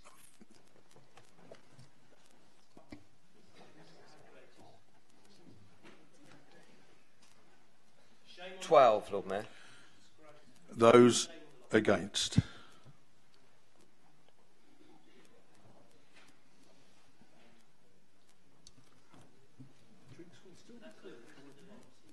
$25, Lord Mayor. That motion is lost. Lord Mayor, if I can we propose this goes to Cabinet, please? And I just want to say that Councillor Hunt's raised openness and transparency. This will be debated at Cabinet. People are more than welcome to come along. We have had an extensive debate today on the Tower. And I just want to point out that today you have, under a Conservative administration, first televised meeting. This time 14, 15 months ago under their lot, you had censorship and security guards going up and telling people to turn their mobile phones off if they were tweeting. There's openness and transparency. Thank you. Thank you. The next one is, we're moving on, Councillor Hunt. Councillor Hunt and Councillor Jones. Well, Councillor Hunt, we're moving on to H. H is the motion proposed by Councillor. Oh, yeah. It's been pointed out to me that we're missing motion G, and apparently it cannot be put today as it is just caught by the 6-month rule in view of it being sufficiently similar to a motion considered by the Council on the 20th of January this year. So we're therefore moving on to the next motion. H, the motion is proposed by Councillor Hugh Mason and seconded by Councillor Sanders concerning fracking. Please. My Lord Mayor, although fracking has been used in a modest way in the UK oil industry for over 30 years, there has recently been increased concern about its environmental impact, especially since petroleum exploration and drilling licenses have recently been issued in some very environmentally sensitive areas. There has also been a considerable confusion about the issue and the ramifications of fracking, both in the press and, it would appear, in learned circles such as the House of Commons. Why should we discuss this? Why should we discuss this tonight? Members who have read the House of Commons Library report of the 25th of June on oil exploration, and I suspect most of you have, will have noted that exploration licence PEDL 256 extends across 18.5% of the Portsmouth North constituency. While I believe that the geological structure makes drilling within the city boundary very unlikely, most members will also be aware that part of our Weacock Farm estate, which we are the freeholders, lies within the limits of the Horndean Oil Basin licence, where there are known to be not inconsiderable remaining petroleum deposits, which may be more difficult to extract and may require extraction by fracking. It is a matter for this Council because, as the report notes, shale gas drilling leaves, and I quote, a large and comparatively invasive footprint on the landscape because of the large number of wells needed. In January, the House of Commons Environmental Committee unsuccessfully argued that, and again I quote, a moratorium on the extraction of unconventional gas through fracking is needed to avoid both the inconsistency with our climate change obligations and to allow the uncertainty surrounding environmental risks to be fully resolved. I don't think they were helped by their poor syntax, but anyway, that's the end of the quote. Although their argument was unsuccessful, I think that the Council should adopt a precautionary approach at this time with regard to fracking, and should, at this time, resist oil exploration on all lands for which we are responsible. I think, therefore, that this motion needs to be discussed. Thank you.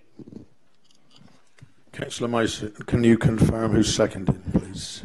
It is being seconded by Councillor Darren Sanders. Thank you. Can you? Yeah, I second this, my Lord Mayor. I would also say, as far as motion G is concerned, that both Councillor Winnington and I accept the apology we've received from the City Solicitor about the oversight that led it to being on the order paper in the first place, and I'm sure that the detention will be occurring later. Thank you. Thank you very much.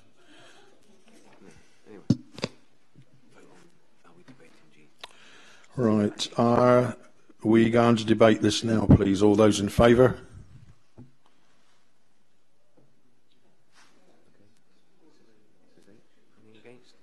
Any against? Okay. We're going to... Yes, Councillor Hugh Mason, carry on. I'll keep this short, my Lord Mayor, because this is asking the member, the Cabinet member for Pred, to investigate whether we should have a decision that we oppose fracking in any of the lands which we own or are within the city boundary. And I think the distinction is important, because this city, unlike many cities, does own a considerable amount of land outside of our boundaries, quite a bit of which is within areas which are likely to come within exploration licenses, oil exploration licenses, but in areas which are quite difficult, where we would have to drill very deep and use unconventional methods to extract gas and light oils. Now, there are a number of problems which have been adduced to fracking. There is a public health problem. It is suggested that the use of the chemicals, although in this country we do not use antimony trioxide, that the chemicals which we use could, in some instances, affect our aquifers and thus our water supply. On water supply, there is also the exceedingly heavy use of water which is required in fracking in a country which is having increasingly hot summers and has been known to run short of water upon a number of occasions. And this is true also of South Hampshire. Happily, Portsmouth Water has always managed to supply us, but only just upon occasions. There is also the question of climate change, the high use of hydrocarbons, indeed the high use of hydrocarbon energy actually extracting the light oils and gas by fracking. It is not a very high return on the amount of energy you have to put in. And so this will have an effect on the area of climate change. The area of seismicity and subsidence has been raised by a number of environmental campaigners. I think that this, given the nature of our geology, is very unlikely here, but nonetheless it is something which we should take into consideration. Now, I am not an expert in this area, and nor, I suspect, are any of my fellow councillors. I hope to stand to be corrected on that, but as far as I know, none of us are experts in this area.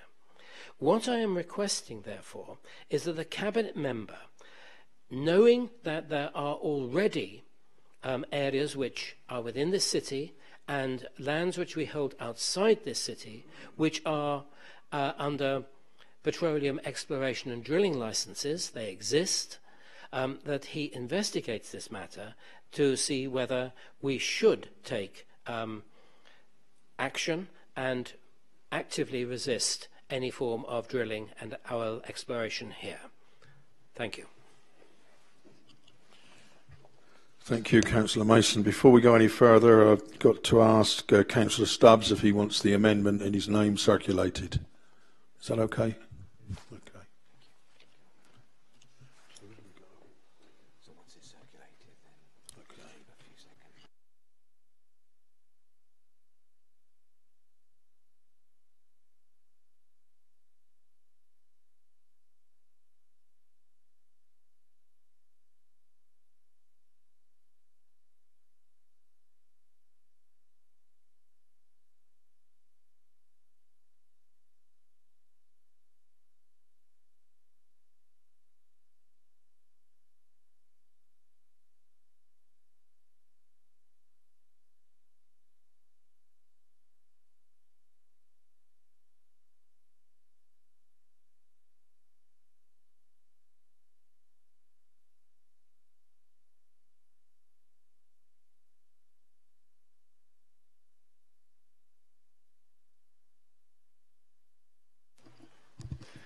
Thank you, Lord Mayor. This is a pretty simple amendment, really, because the motion as put before us and as presented by Councillor Mason asks this council a question. Can this council, is it within this council's power to establish the policy position that has been outlined in opposition to fracking? And we already know the answer to that question, which is that it is not. The National Planning Policy Framework is the overarching basis for all planning decisions in this country, and it's quite clear on this point. And it's been tested in other local authorities, it's been tested in case law, it's been tested by lawyers. And the fact of it is that you cannot have a policy against really anything in every circumstance. You cannot ban anything in planning law. So we could not have a policy of automatically opposing any application for fracking. And indeed, it's not at all clear that we could have a policy with a presumption against, because really the policy framework makes it clear that you could do that in the case of an area of outstanding, a national park, and you could do that in the green belt, but not in other locations. Now, you can have either view on fracking. You can be for fracking, you can be against it, but it doesn't really matter because we can't have that presumption and we can't have that ban. And really, for me, I personally think this is something that is properly dealt with at a national level, because we're not experts in this, and to sit around here and talk about it and say, I think fracking is good for this reason, or I think it's bad for that, who knows? It will be an uninformed debate, because we don't really know, and that's just the truth of it. And this is something where you do need experts to look at it, and that's properly within the remit of the national government. So far as any application which would affect council land, well, of course, we do have some land in Havant and other places, but it's not very much.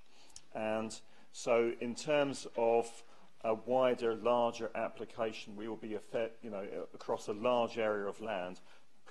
Portsmouth would be a pretty small part of it. Now, it's something we would look at on a case-by-case basis if that was to happen, but I really don't think it will, because the good news is, certainly for the city itself, I find it pretty much inconceivable that anyone's going to try to extract shale gas or oil from underneath it. From what I've heard before, there are no deposits. And extraction anyway tends to be confined to rural areas. Thank you. Councillor Jones? Seconding that. Are you seconding that? Oh, yes. We're now open for debate. And the first councillor on the list is Councillor Hunt. Well, of course, Councillor Stubbs has got form for this, hasn't he? Wasn't he the councillor, Lord Mayor, who said that we couldn't have a neighbourhood plan because it was against planning policy not so long ago? And I distinctly remember being sat in a debate when Councillor Stubbs said we wouldn't be able to have a policy. Well, he didn't so much say we wouldn't be able to have a policy, but he came along and supported the landlords in their attempt to stop the policy that we developed over houses in multiple occupation. When there is a will, there is a way. Just because, what are we here for if we're not seeking to influence government? What is the point of Councillor Stubbs being there if he's not prepared to listen to ideas and to take ideas in and say, we ought to be talking to government. We ought to be trying to change and influence national policy. That is what we're here for in local government to do, to seek to influence national policy. So really and truly, his amendment is not very helpful or constructive at all. The other thing I want to say is fracking. We don't want fracking. No, very few people want fracking. We would need to get away from fossil fuels. We need to get away from pollution. We need to be moving towards wind power, towards solar power. And we know, of course, the Conservatives don't really care about solar power or wind power or wave power. They're not the slightest bit interested in it because they want all their partners in big business to make lots of money out of oil and pollute the world and then try and pay again to clear up the pollution. That's the Tory way. That is the right-wing way. And this is one of the most right-wing groups, right-wing Tory groups I have ever seen in this council.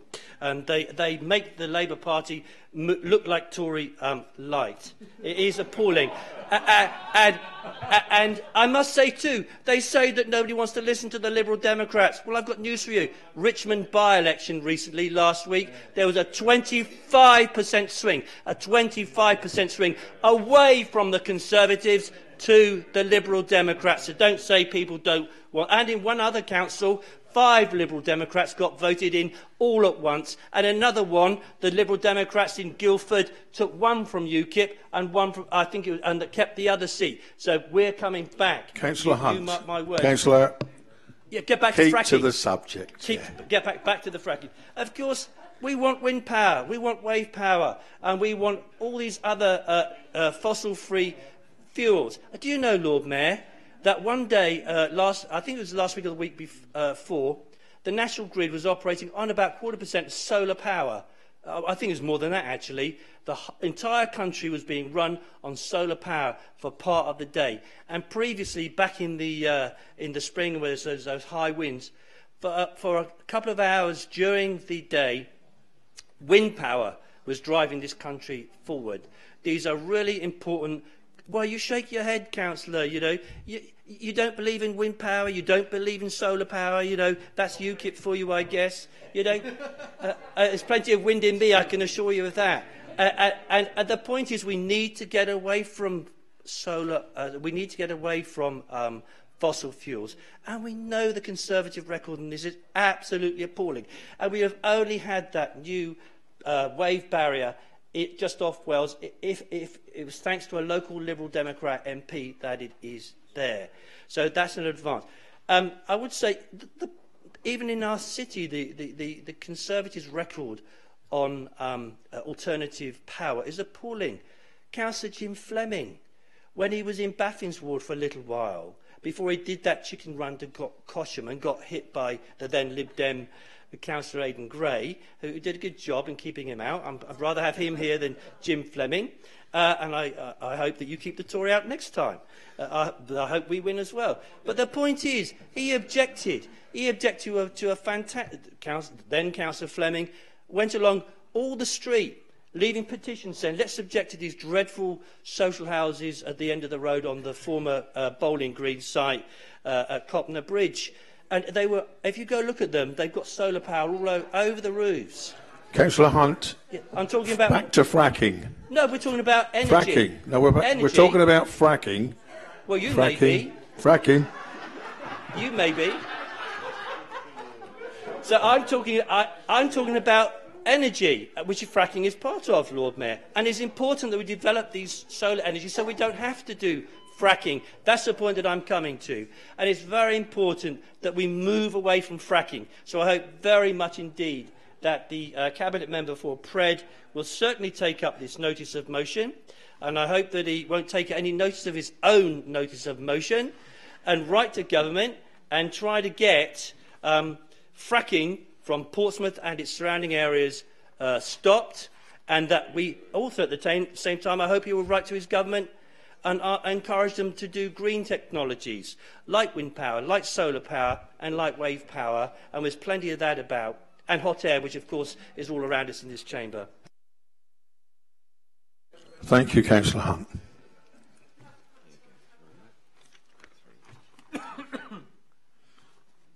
Councillor Winnington.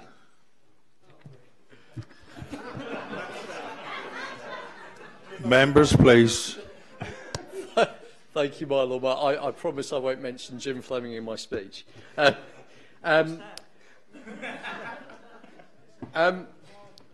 think I'm going to again start with the amendment. It's becoming a bit of a thing. I'm starting with the amendment because I think for all Luke's great many qualities, he does have a bit of a kind of a slump your shoulders and everything's inevitable effect.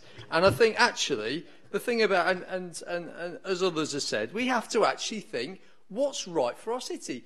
What message do we want to send out there to at least try and do the right thing? Not, oh, well, it's really difficult to do. They'll probably say it's impossible anyway, so we kind of just won't bother. So I really don't think his amendment is very helpful. It's very useful. And I think the original motion actually leaves there to say, well, what other approaches are there? Because in the amendment, we're talking about National Planning Policy Framework and talks very much about fracking in terms of, oh, well, we can't stop fracking because, if someone comes in and tries to do it, then we can't say no unless it's not sustainable. Obviously, it might well not be sustainable anyway. But what if we, as a local council, look to say, right, what we want to do, we want to be a real centre for renewable energy. We want to have that as something that we want to do. So on our sites in the parts of the city, on that land outside the city that we own, which when we're not using it for housing or for building like Dunsby Hill Farm and for our commercial use and everything, why don't we say, okay, what we want to do is we want to have a solar farm, or we want to use that to really look at ways of creating sustainable renewable energy or other forms of real innovation there. So I think we need to be really looking at those options, and that's why we should be looking at those options. So we should keep the original motion and really be looking at that. We already have some of the businesses in the city who are very advanced. They're all high-tech technologies. We have mainly in Hilsea and around the station there and other parts of the city, and also just looking at better ways, renewable energy. So if we can look and say, we don't want fracking. If fracking came in and we weren't prepared, then yes, we would be a bit stuffed. But if we make use of our land to the best of our ability and say we want to be moving to work with for renewables and everything, because very much like Councillor Hunter said, we cannot go on and on and on investing in new technologies for something that's going to run out in 40 years.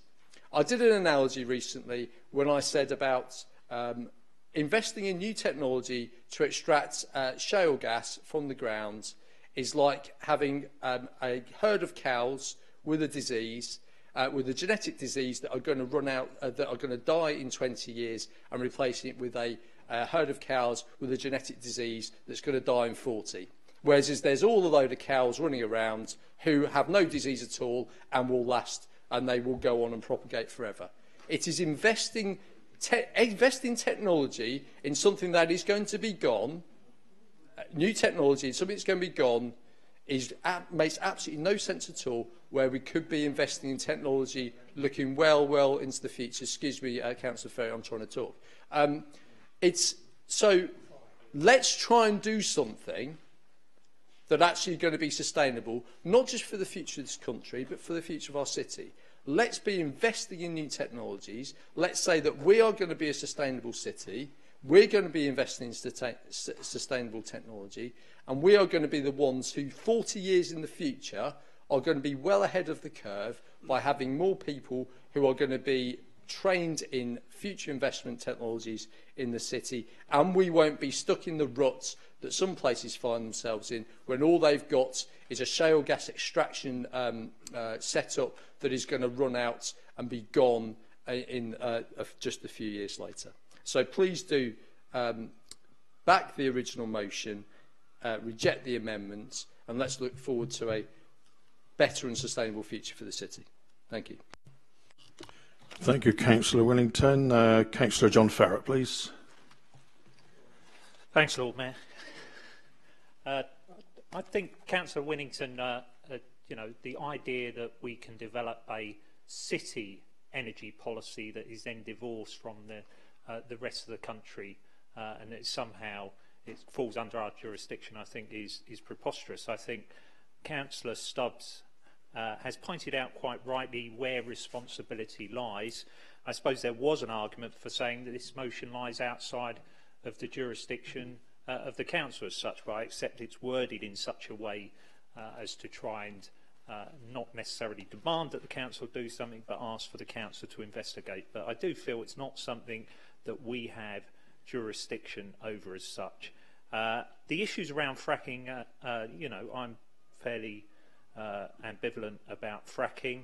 I think there's we need to look at the evidence. Clearly, fracking has made a considerable impact in the United States in terms of bringing down energy prices and also giving security of supply. And we do need to consider, yes, we need to consider a mix of energy supplies. And it may well be that I'd need to check the statistics that Councillor Hunt has quoted, that 40% of the energy was being supplied on a day by solar energy, but that may have been the case on a day when the sun shines, but we all know that we can go long periods of time without that happening, and we would need other energy forms in order to complement that. So security of supply and a proper mix and sufficient energy is important. It's going to be ever more important as well going forward, because the reality is that if we don't generate enough energy here domestically, then we are reliant on energy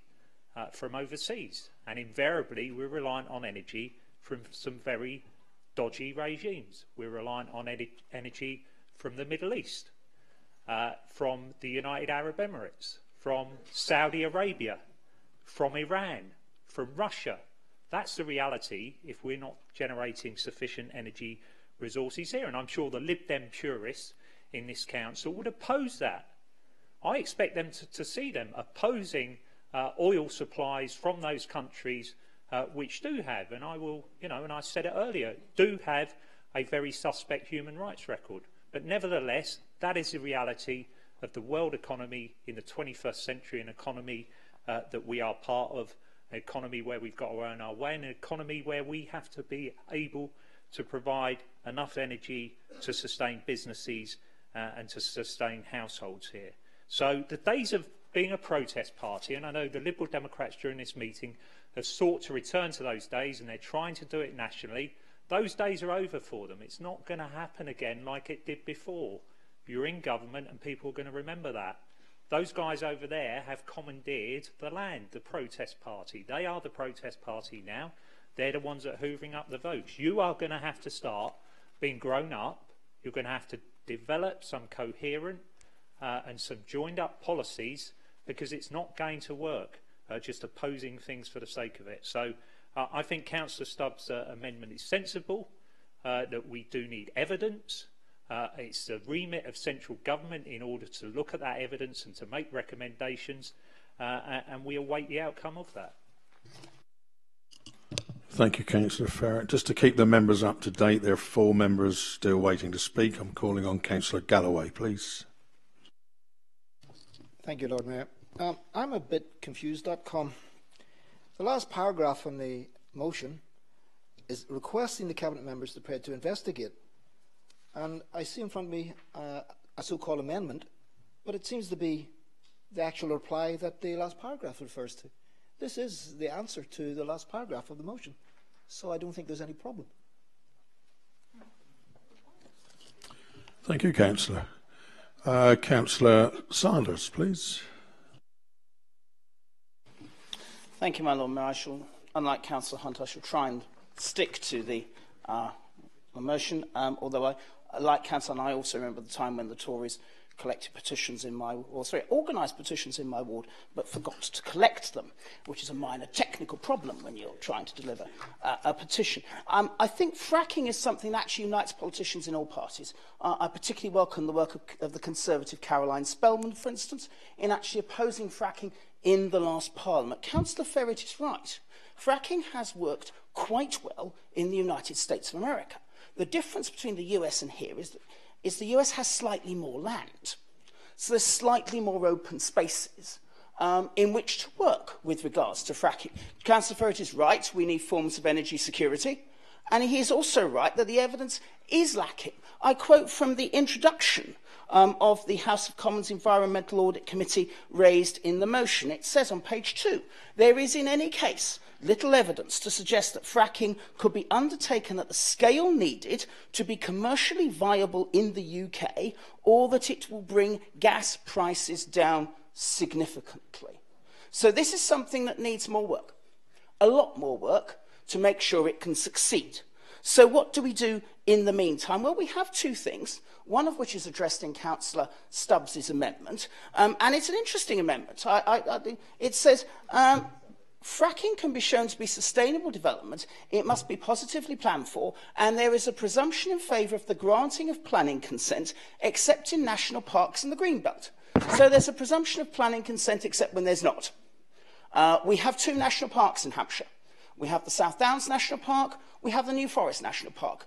Clearly, they are their own planning authorities.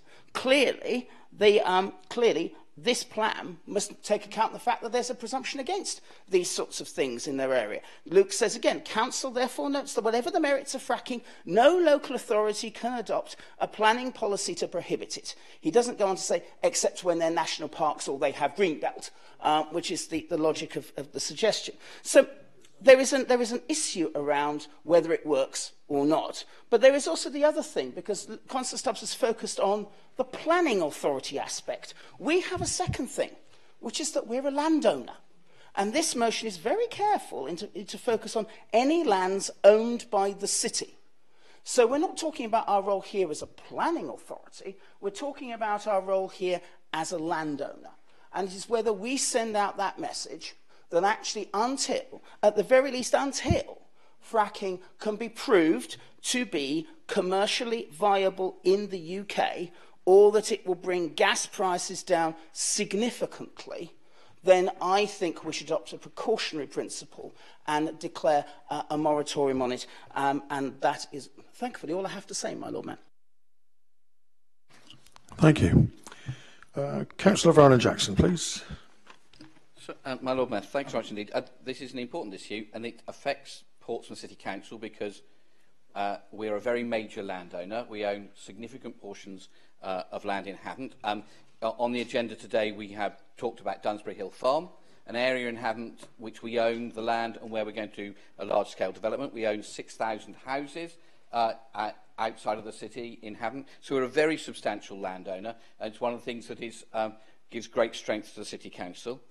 It's our policy and it's relevant to us because at Luke's portfolio meeting, he adopted the Minerals and Waste Plan, which talks about this. So it's a Portsmouth policy, has an effect on Portsmouth City Council land, not only in the city but around it.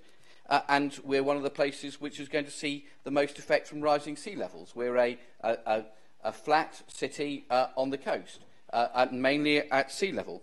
So I can think of a few things that are more important for the City Council to talk about, and yet the amendment appears to run the white flag up, saying, oh, well, it's nothing to do with us, nothing we can do, I'm terribly sorry, that's it, which I think is depressing, and I'm not sure it shows leadership. I would have hoped at least that we would have gone away and looked to see what we could do to oppose fracking in the local area, and I'm really disappointed that it looks as if there is the usual coalition that is going to look to try to push something through where we just give up and don't represent the people of the city. Thank you. Councillor Stagg, please. Thank you, Lord Mayor. My opinion is based on the fact that for 42 years I taught geography and environmental studies. So this hasn't got nothing to do with the political opinion at all. I really do believe that the continuing development of fossil fuels is wrong. It's a finite resource. Once it's gone, it's gone. It shouldn't be being developed these days. We need to look beyond what we need today and think what kind of world we are creating for our children and grandchildren. It's okay, my days will be over and I won't be worried about the use of fossil fuels, but my grandchildren will. How are they going to cope? So some of you need to think beyond yourselves and into the future. We're here in Portsmouth in an ideal position. We have got wave action. We've got tides, very high tides here. We've got solar power these days does not depend on completely sunny skies. You can have solar energy using the rays coming through the clouds. So it's silly not to actually develop it. And we don't have to develop it ourselves. There are companies that will do it for us. And I think that's what we need to be thinking. Thinking far more green, thinking far more sustainability, and not being short-term and just money grabbing. Thank you. Thank you, Councillor Stagg. I'll now call on Councillor Jones, please. Thank you, Lord Mayor. I genuinely wasn't planning to speak on this one, but I feel that I have to now. Councillor Hunt spoke for 6 minutes, 5 of which he was regurgitating things that allegedly other councillors have said, such as Councillor Luke Stubbs is against neighbourhood plans. That is not what Councillor Stubbs has ever said. Councillor Stubbs was explaining to people in conjunction to St James's Milton previously that neighbourhood plans would not stop a development. A neighbourhood plan is a way of shaping a development. And the expectation at that point was, sold to them by some colleagues in this chamber, create a neighbourhood plan and we can stop this development from happening. So Councillor Stubbs was being pragmatic and not being a dreamer. With regards to the allegation that Councillor Stubbs is against HMO policies, again, that is not the case. Councillor Jones, they've been mentioned in the chamber. Yes, and I know, feel but entitled to be able to he was respond. told off, and it's about fracking. In addition to that, on renewable energies, part of fracking, an allegation has been made that one of my colleagues, Councillor Linda Symes, is against all kinds of renewable energy. So she's against wind power, she's against solar power. I'd like to know how Councillor Hunt knows that, because he's never had a conversation with Councillor Symes about her opinions on fracking or any kind of renewable energies, because I've just checked with her and asked. Anyway, I'm going to take something forward to the Constitution Working Party, and that is that all Central Southsea councillors should be allowed to speak for an unlimited period of time, because I don't need to campaign ever again. I don't need to put out any leaflet ever again when Councillor Hunt stands up and talks the utter diatribe we've heard today, such as Conservatives all want their rich mates in big businesses to get richer by peddling energy, and this is absolutely including fracking, Councillor Jones, which is absolutely ridiculous. Councillor Jones, it's because relevant to fracking. Councillor Jones, because one councillor is out of line, we've got to stick to fracking. And Councillor Hunt, quiet. But I do believe that there is a material point here, and that is that I think I have a duty to explain to the Council exactly what we have been doing about energy consumption in the city to mitigate any kind of potential for fracking. And I will explain what the grown-ups in the Council chamber have been doing. We've been working with the university. We've been working, Lord Mayor, with the Partnership for Urban South Hampshire. We've been working with the Royal Navy. And we've also commissioned through the Solent Local Enterprise Partnership a company to do a report for us on energy consumption uses and capacity for new energy sources across the Solent area. That report was presented to the LEP in March, and if anybody wants to have a look at that, they can look it up. And it's quite an interesting report. We've got 2 excellent officers here that work under Councillor Rob New's portfolio, who have been working, as I've said, very closely with the Royal Navy, and we are looking at ways that we can make Portsmouth's energy consumption levels going forward, so we can meet them and make sure that we're not putting the people of Portsmouth and their homes at risk by not having sufficient energy.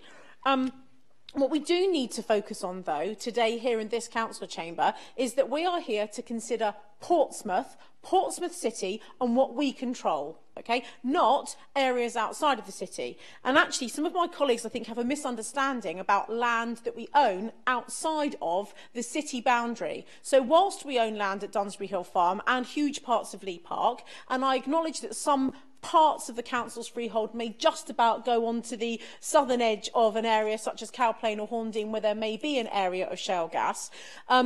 What we need to understand is that our policy, the one that we're talking about here today, the one that Councillor Stubbs is being asked to review, would only cover up to our city boundary. So whilst we have shared the Hampshire Waste Minerals policy, which is the one that Councillor Stubbs adopted at his portfolio meeting, we need to realise that that policy, whilst it's a Hampshire-wide one, for us, when we are making decisions on it, we only have jurisdiction just beyond Portsdown Hill. So as the landowner in a neighbouring borough, it would be down to either Hampshire County Council or, for example, neighbouring East Hampshire or Havant to make a decision about whether or not to frack. And if we didn't allow them access to frack on our land, that could be deemed to be unreasonable, and we could be told by the courts that we have to allow them to do that. So our policy covers our jurisdiction just beyond Portsdown Hill and not all the rest of the freehold. And if we were to buy a Tesco supermarket, let's say in Birmingham, under our investment strategy, which we agreed earlier, and it turned out there was a whole massive load of shale gas underneath it, we wouldn't be able to prevent them from digging up that as well if it happened, if Birmingham Council wanted to do it, because it would be deemed to be unreasonable if there was adequate access to get to it.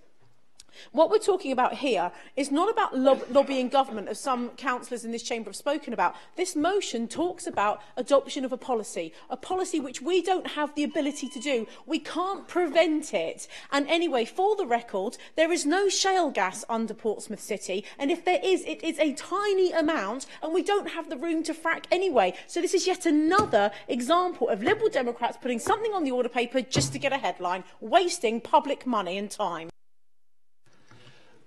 Thank you. Point of order, Lord Mayor, 39.2. You heard what the leader said. She said that I said that Councillor Symes was against solar panels and all this sort of thing. You know, I try not to mention Councillor Symes, but only on rare occasions. And I've only mentioned her once today. That was about Southsea Town Council. I never said it. And I have no idea.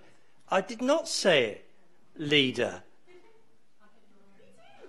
What, today? Councillor in Hunt. this council chamber. Well, I must be in a different universe. Hunt, you could, there's another me somewhere. But, you can sort it out afterwards. But there you are. Anyway, I know it's a small point, and she never apologises, but I didn't say it, so that's quite wrong. Okay, So, thank you. We've had everything from cows, and moving on, I'll ask the proposer, Councillor Hugh Mason, to sum up, if he would, please. How on earth does one sum up that debate? My Lord Mayor, the motion was well aware, as you will see from the first paragraph, of the Hampshire Minerals and Waste Plan that there will be a presumption in favour. A presumption in favour does not mean that there is nothing that we could do if we wish to. It merely means that the presumption is one way. I am suggesting that given the current level of confusion about the benefits and the damages of hydraulic fracking, that we should press in the other way. The motion, so, is well aware of the plan, and I find it very unfortunate that Councillor Stubbs seems to have just turned his toes up on this and said, well, there's absolutely nothing we can do, it will go through, there's nothing for us. Okay, what are we here for? If there is something which we need to resist, we resist it. We may lose. But if there's something which we think is wrong or inappropriate, even though there may be all the forces of national, international government, heaven alone, even the European community against us, we should resist it. And the reason we should resist fracking on land which we own as landowner, and if there is a proposal within our city, and I personally do not think there is very much, if any, obtainable oil under our city, but nonetheless I might be proved wrong on this, that we should go the other way. We should have a presumption that this is not the way forward. And so I would ask members to look at what the motion says, think about what councils should do in circumstances where governments and county councils make a presumption in one way and we think, well, hang on a moment, we need to go the other way. Think about this, and then I would ask members to vote against the amendment and in favour of the original motion. Thank you. Thank you, Councillor Mason. We will now go to the vote, and the first vote is on the amendment. All those in favour of the amendment, please signify.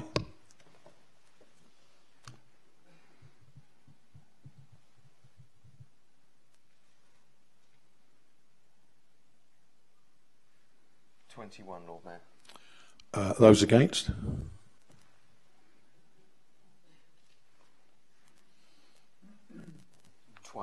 So the amendment is carried. You're now going to have to vote on the substantive incorporated amendment. You heard the man. We're going to vote on the substantive. All those in favour?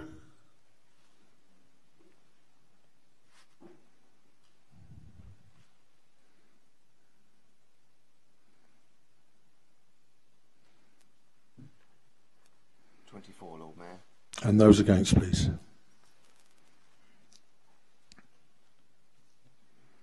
12. So the substantive is carried, Lord Mayor. Thank you very much. That brings us to the end of the motions for today's meeting. Item 17.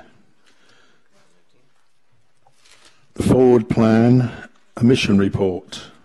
The Council is simply required to note the matter referred to under item 17 on the agenda. Is that okay? Are we allowed to talk to that? No. Okay. 18. Well, it's not true. That's for a start. 18. Question from members under Standing Order 17. Look, members, there are 6 questions under Standing Order 17 that have been previously circulated to you.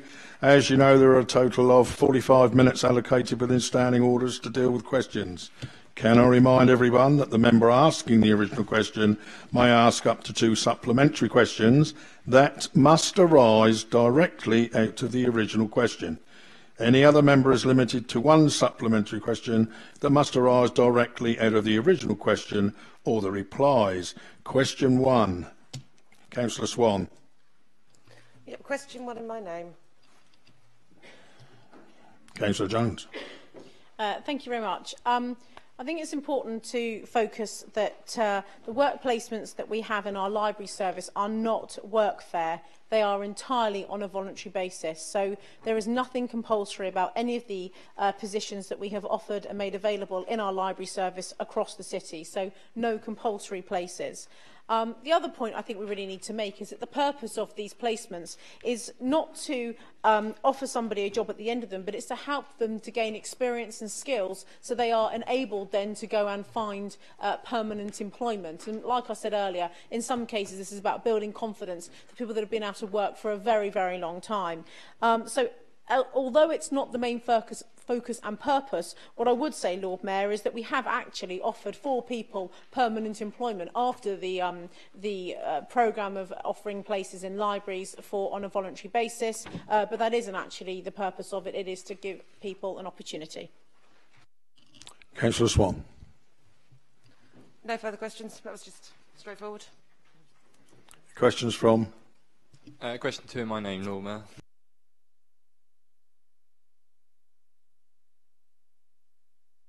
Councillor Slabs. Thank you, Lord Mayor. The Chancellor made a recent announcement of further savings across all of the government, and as part of this, the Department of Health has been asked to deliver in-year savings of £200 million from the public health grant, which is at roughly 7%. It is not clear at this stage whether this savings measure is recurrent or non-recurrent. There is going to be a period of consultation with local government, led by the Department of Health, but as of the writing of this response, which was the 2nd of July, there has been no official announcement of the dates or approaches to be taken. Information received from various renowned bodies suggests the DOH could potentially consider 3 options as a way to implement the savings. It could do a straight percentage cut to all local authorities of around 7.14%, which would equate to a roughly £1.2 million in-year savings target for Portsmouth. It could take more from those who are furthest from the fair shares formula that has never yet been enacted. Portsmouth would be adversely affected by this measure due to its grant allocation being higher than its fair share, or taking the whole amount the government could take the whole amount from reserves only, which would impact hardest on those local authorities with reserves, which includes Portsmouth.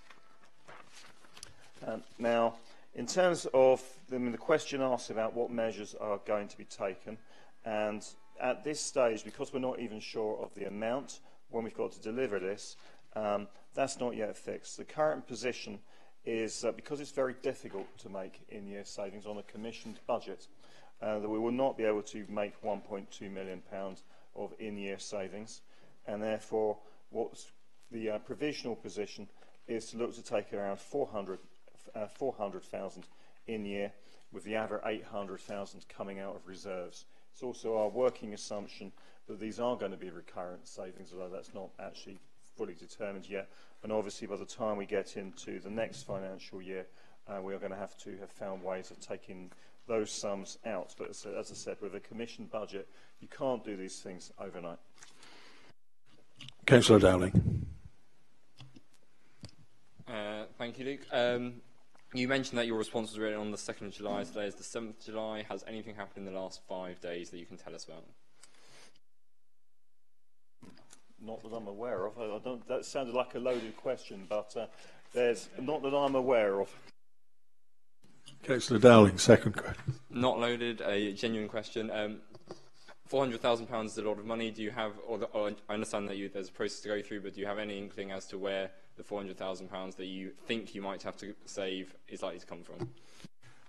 Not clearly at the moment. I mean, this is something that's going to have to be worked through, and it is going to affect really all parts of the budget will have to be looked at. I'm also conscious because there's a direct correlation between council spending and employment, that I wouldn't, even if we did have a provisional answer on that, I wouldn't want to speculate about it until we were sure that was the way we wanted to go, because this affects people's jobs. Question 3, Councillor Galloway. Firstly, let me say how pleased I am that the Leader of the Administration showed Portsmouth what real democracy is when she listened to the local people who were so incensed by the original Emirates decor of our Spinnaker Tower that she eventually opted for the people's choice. I would like the Council to listen to the very same people of Portsmouth and act upon their choice when we understand the utmost resentment, anger and objection to that hideous carbuncle of a building that's due to be erected by McCarthy Stone on the Old Savoy site opposite the South Parade Pier. Consequently, I would like the Chair of Planning Committee to give an undertaking to call for an officer report to be considered by his committee to explore whatever avenues are available to overturn the Bristol Planning Inspectorate's bludgeoning decision to permit the fabrication of this vile folly. Thank you, Councillor Galloway, for your question. I think the first thing I'd like to say is the decision of the planning inspector to allow the Savoy building appeal came as a disappointment to all of us who were there at the meeting, who refused the application. I think that is something that we all shared, for those of us who felt that it was a wrong thing to be happening in the city. Again, same as at the previous planning committee, obviously speaking to the city development manager, I asked for a verbal update, which was given, just due to the level of public interest and to give an understanding of the background to the situation. But as you say, I'm more than happy, at the next meeting on the 22nd of July, for us to undertake for an officer report to be considered as a main agenda item there, just to discuss. Really just to set out why the decision was made to allow the appeal and to fully assess the avenues that are available to overturn planning inspector decision to allow the appeal effectively. So really the report that will come from that will be the detail to the question that you pose, really, so we can explore that, and obviously bring that back to council so that there's an understanding of what's being discussed and what avenues are available. The other thing, I mean, again, the concern that has to be looked at, and again, this is something I've looked at myself, is really in respect to the seafront plan and why this site was omitted from that plan under the previous cabinet member for planning, regeneration, economic development. So I've asked the city development officer to look at that, to give us an understanding of why that decision was being made, why we are now left in a position where that has been, given us the exposure of the situation that has now arisen due to the decisions being made from the previous administration. Thank you. Councillor Galloway. That's fine, thank you. Councillor Willington. Thank you, my Lord Mayor. As the only sort of member of the council who was at both the original planning decision and the appeal and spoke on behalf of local residents, would the chair of the planning committee agree with me that the decision as taken by the planning inspector and the fact they could take that decision shows the absolute nonsense that the democratically elected planning committee of our city council can have, not on legal or against policy grounds, but merely on a difference of opinion, be overturned by the planning inspectorate in Bristol.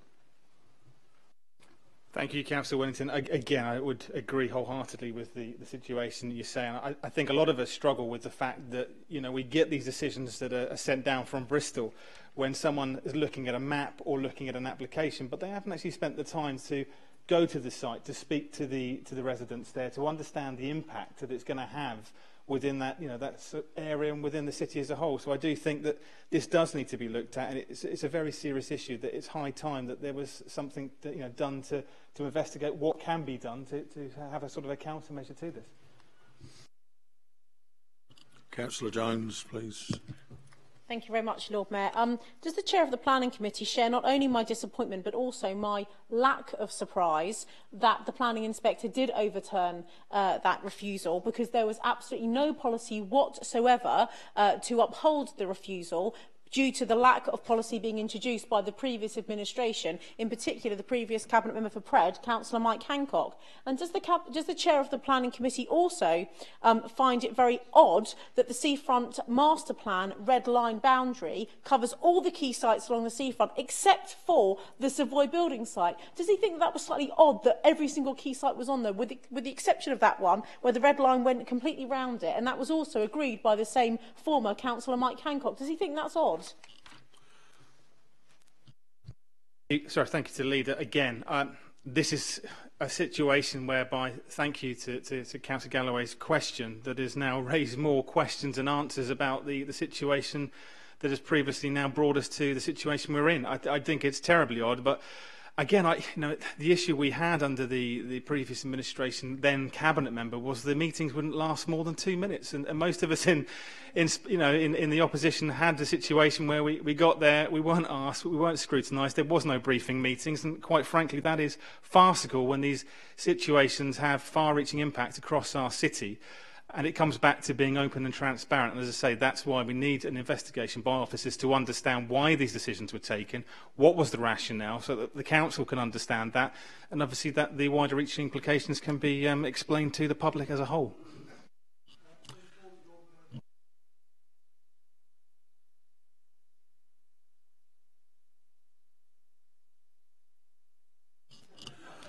Thank you. I stand corrected. Thank you, Councillor Bosher. Councillor Hunt, please.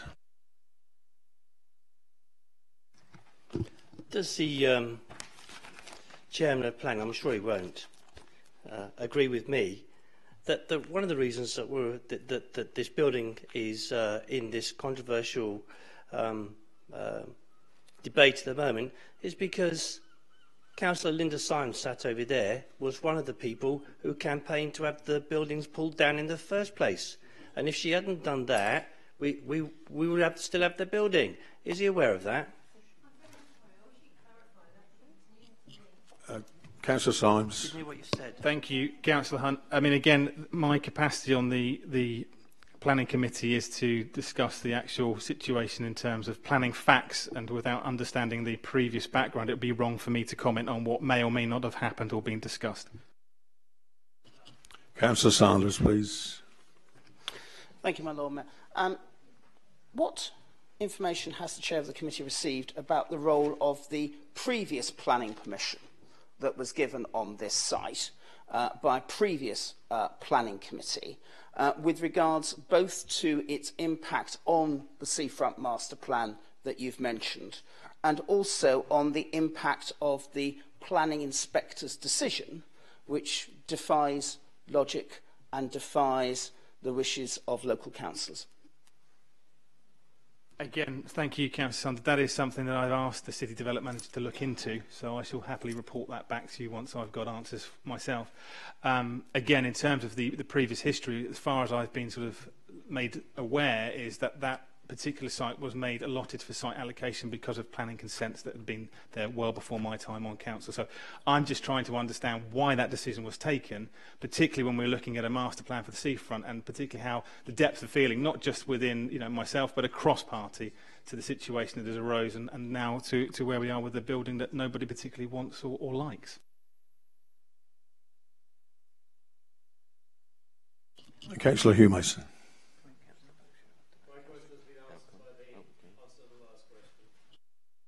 Thank you. Councillor Bosher, please.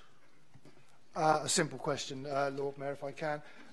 In a previous answer, the Chairman of Planning undertook to look into the reasons why it was omitted from the Seafront Master Plan under the previous administration. When that report is produced, could you make it available to all members of the City Council, please? Thank you. Thank you, Councillor Bosher. I'm happy to do so. Councillor Vernon Jackson, please. Thank you. I think we're going to have this. I think it's a useful thing to do. But I wonder if it's possible to include one other thing. Could we also look at the record of this developer in the whole of Portsmouth? The number of times applications have come through, the number of times they've been refused, and the number of times this developer has won on appeal. Because my understanding, looking around the city, is that we often turn developments down for McCarthy Stone. I remember them up in Drayton and Farlington, which we've opposed. I think in the same way as we did on this one, we opposed it unanimously, and yet again in Drayton and Farlington, the inspector gave it a complete thumbs up, and they did this. I think there clearly must be something that we need to learn about the business practices of this developer, who seems to be very successful wherever they are in the city, where we turn it down, them getting it on appeal. And if you could include that in your written response, would that be possible? Point of order, mate. The leader of the Liberal Democrats is perfectly correct, but you should also include the developer Churchill, which is part of the same McCarthy Stone group. I'm sorry. As a matter of fact, I understand they're great rivals, and the McCarthy and Stone original family now run Churchill's, and they now fight with each other. Same business model. But yes, I think. Yes, no, I think that'd be very helpful, because we've been absolutely slaughtered around the city with this. Councillor Aidan-Gray. Thank you, Councillor Vernon Jackson. I'm more than happy to do that, and again, I'm happy to share that with the full council as and when we have answers.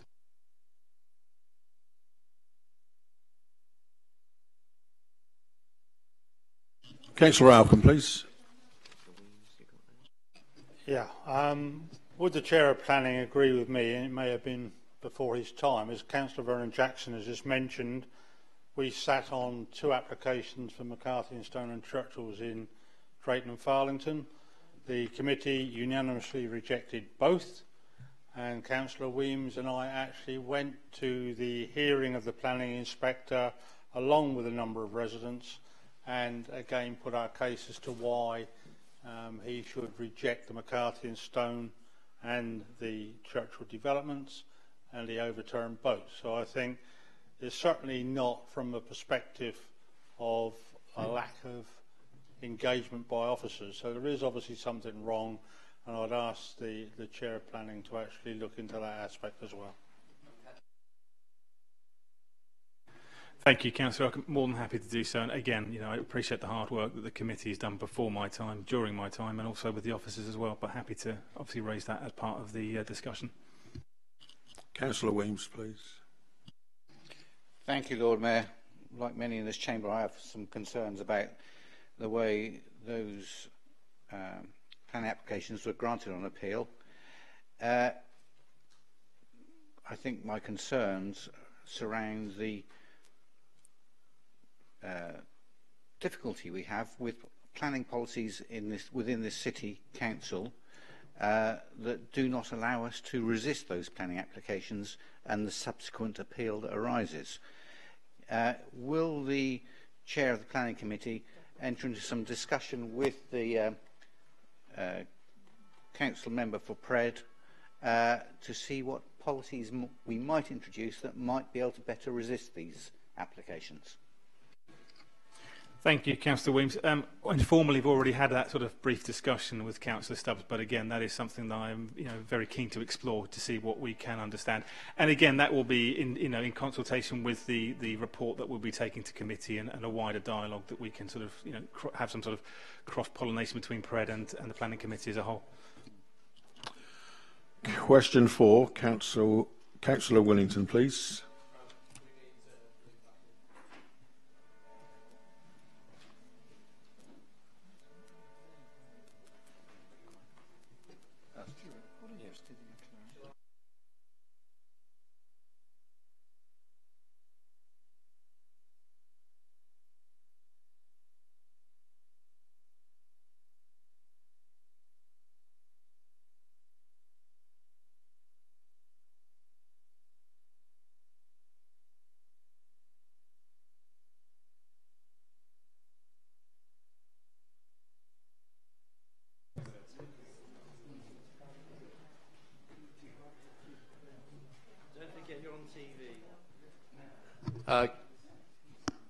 Question for my name, my Lord Mayor.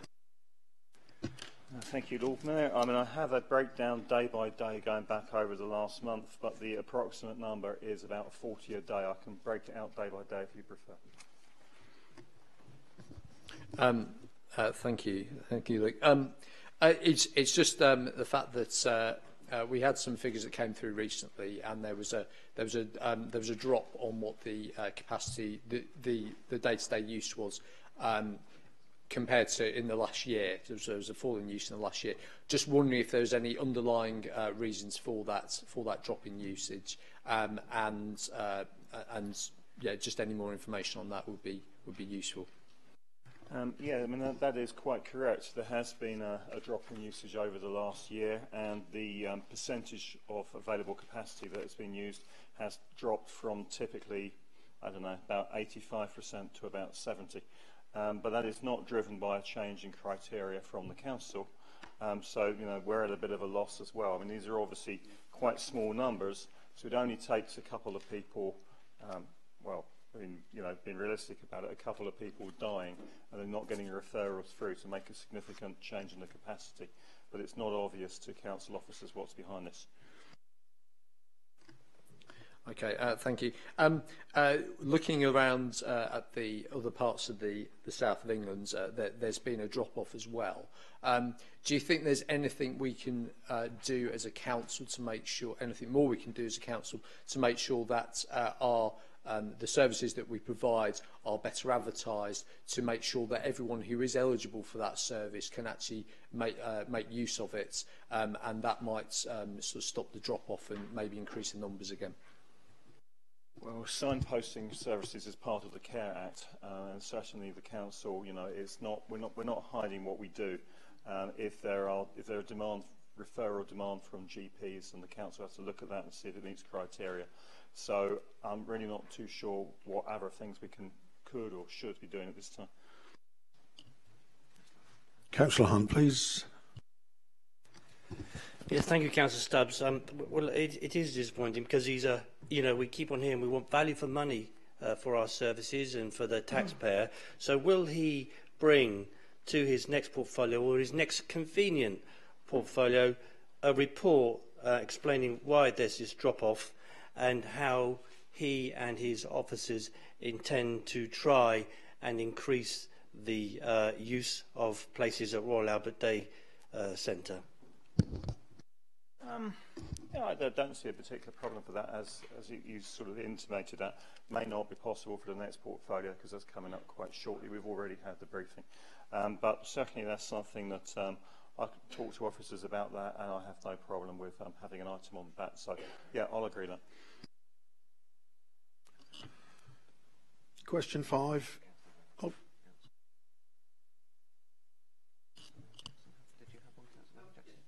Councillor Vernon-Jackson. No, it's going back to item 4. Councillor, my understanding is at the moment, or the last figures I've seen, is about 400 empty places a month at the Royal Albert, and that's a fairly large number. could I ask, are we being proactive enough going out to carers, to the Alzheimer's Society, to people like that, to try to find out why, or if there is demand to fill these day centre places, and if people are not wanting to go to these day centre places, what the problem is, what we could do to improve the service to make it meet the need of families who are suffering with Alzheimer's? Well, you can never run anything at 100% capacity because there's always variations day to day. There's always spikes in demand, and I guess it has come with a bit of a surprise to us all in the way that there's been this drop off in usage. So for a while, you just have to recognise that was unexpected, and you have to you can't you don't know it's not going to pick back up again, and then you will be in a position of having to turn people away. So it's not really been appropriate to go out there try to create extra demand. Clearly, when you're providing any service, you should try to provide it as near to capacity as possible. And frankly, if the demand for the service falls, then the capacity should probably fall with it. So this is how to bring these two things into balance. It's certainly something we're going to have to look at.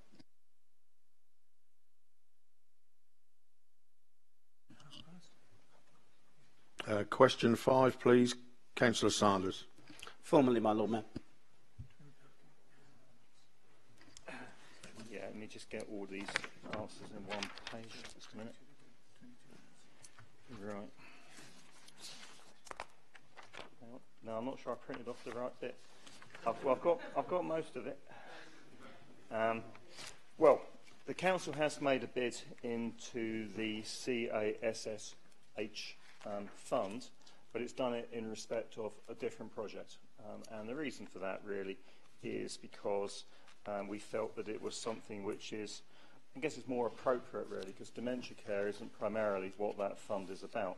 And we have a portfolio at the moment of 25 properties which provides supported living accommodation for people with learning disabilities. They house 73 adults. We've made a bid in respect of that into round 2, and that bid is for £3.48 million. And that is in relation to sites at King William Street, Buckland Family Centre, Eastern Road, and a refurbishment of Nessus Street. Decision on those is expected in October. Councillor Sanders.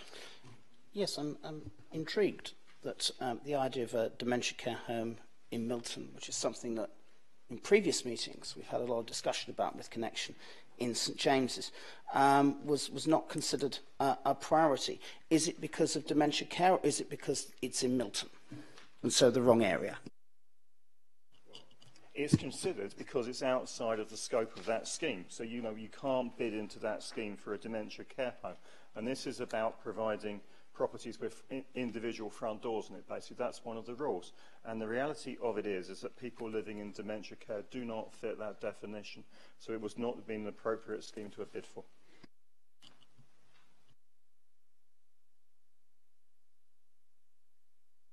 Question 6. Oh. Given that there is a need for dementia care homes, how does the Cabinet member think that we can go about raising funds? Are there other funds we can approach? I mean, the future of dementia care provision remains something of an open question at the moment. The project for East Lodge, is under review to see if it's affordable, and that if it is affordable, and if we do determine that providing it in-house is the correct way of doing it, then that will be the solution that we put forward.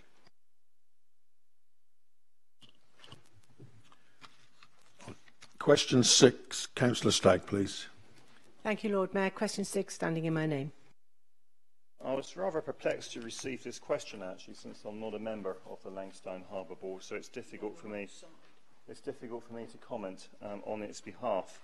I suppose as much as I can do, I could just sit down and say that's it. Should have asked the chairman of the Harbour Board, and some of my colleagues think that I should. But beyond that, as much as I can say, I do have the balance sheet here My understanding is that it's because they think, and it's, again, I'm not part of this decision process, that this money is required for reserves, earmarked reserves have risen over the year, and that's in respect of the pontoon upgrade reserve, the balance of which has risen by 37,000, and the asset replacement reserve, the balance of which has risen by 125,000, the latter being responsible for the pontoon landing stages and for the harbour's vessels. Thank you, Councillor Stubbs. I apologise. I was told it was you that the question needed to be addressed to, so it should be addressed to the Chairman. Is that... Lee Mason is Chairman of the Board for this year, but I'm happy to try to answer to the extent that I can.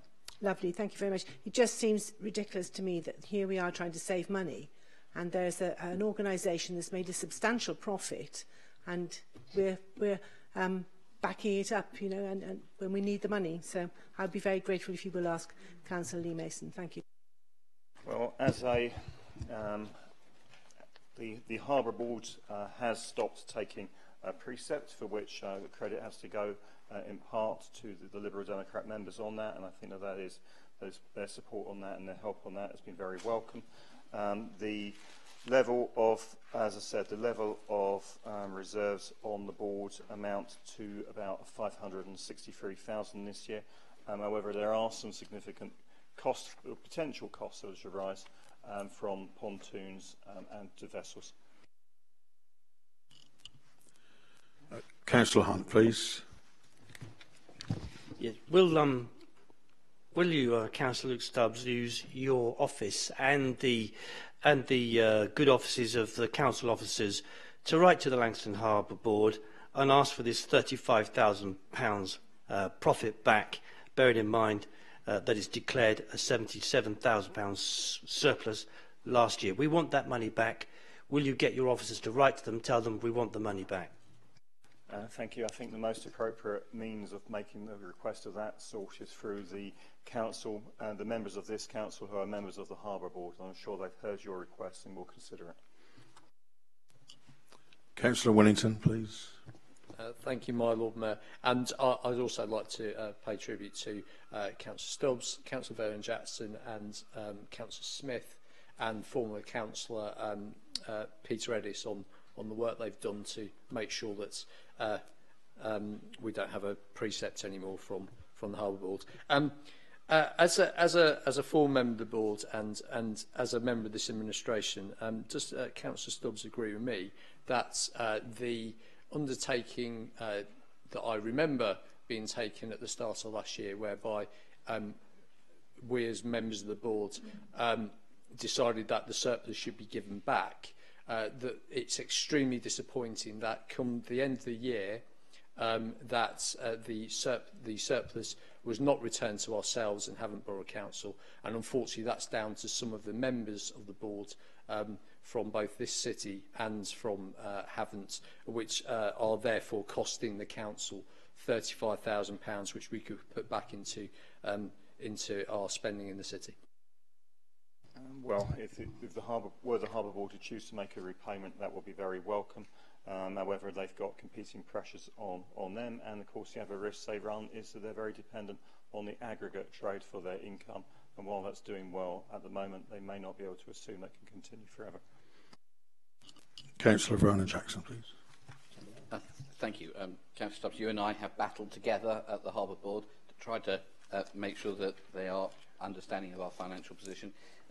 With the level of construction in the UK rising, particularly in the south of England, therefore the need for aggregate rising, and therefore the profits at the Harbour Board rising, will you be asking and mandating our members of the Harbour Board to try to make sure that this money is returned to us? Well, it is rising at the moment, of course, but it's dependent on a couple of vessels. They could make alternative decisions. We don't know what their business case is. I think really, as I said before, it's for the members of this board, the members of the board who are also members of the council, to take these matters on board and to deal with them in the appropriate manner. Councillor Jones, please. Does the Deputy Leader of the Council, Councillor Stubbs, agree with me that since we've been debating the importance of this £35,000 being returned to this council, that a far easier way to recoup the £35,000 to mitigate the impact of this loss that we've got to the Langston Harbour Board would be if former Liberal Democrat Councillor Mike Hancock could repay the £38,000 he owed us for his sexual assault? Absolutely. Slightly out of order. Members, that brings us to the end of the meeting. I was going to say you are all welcome to come back for a cold drink, but that's only for those people who need it.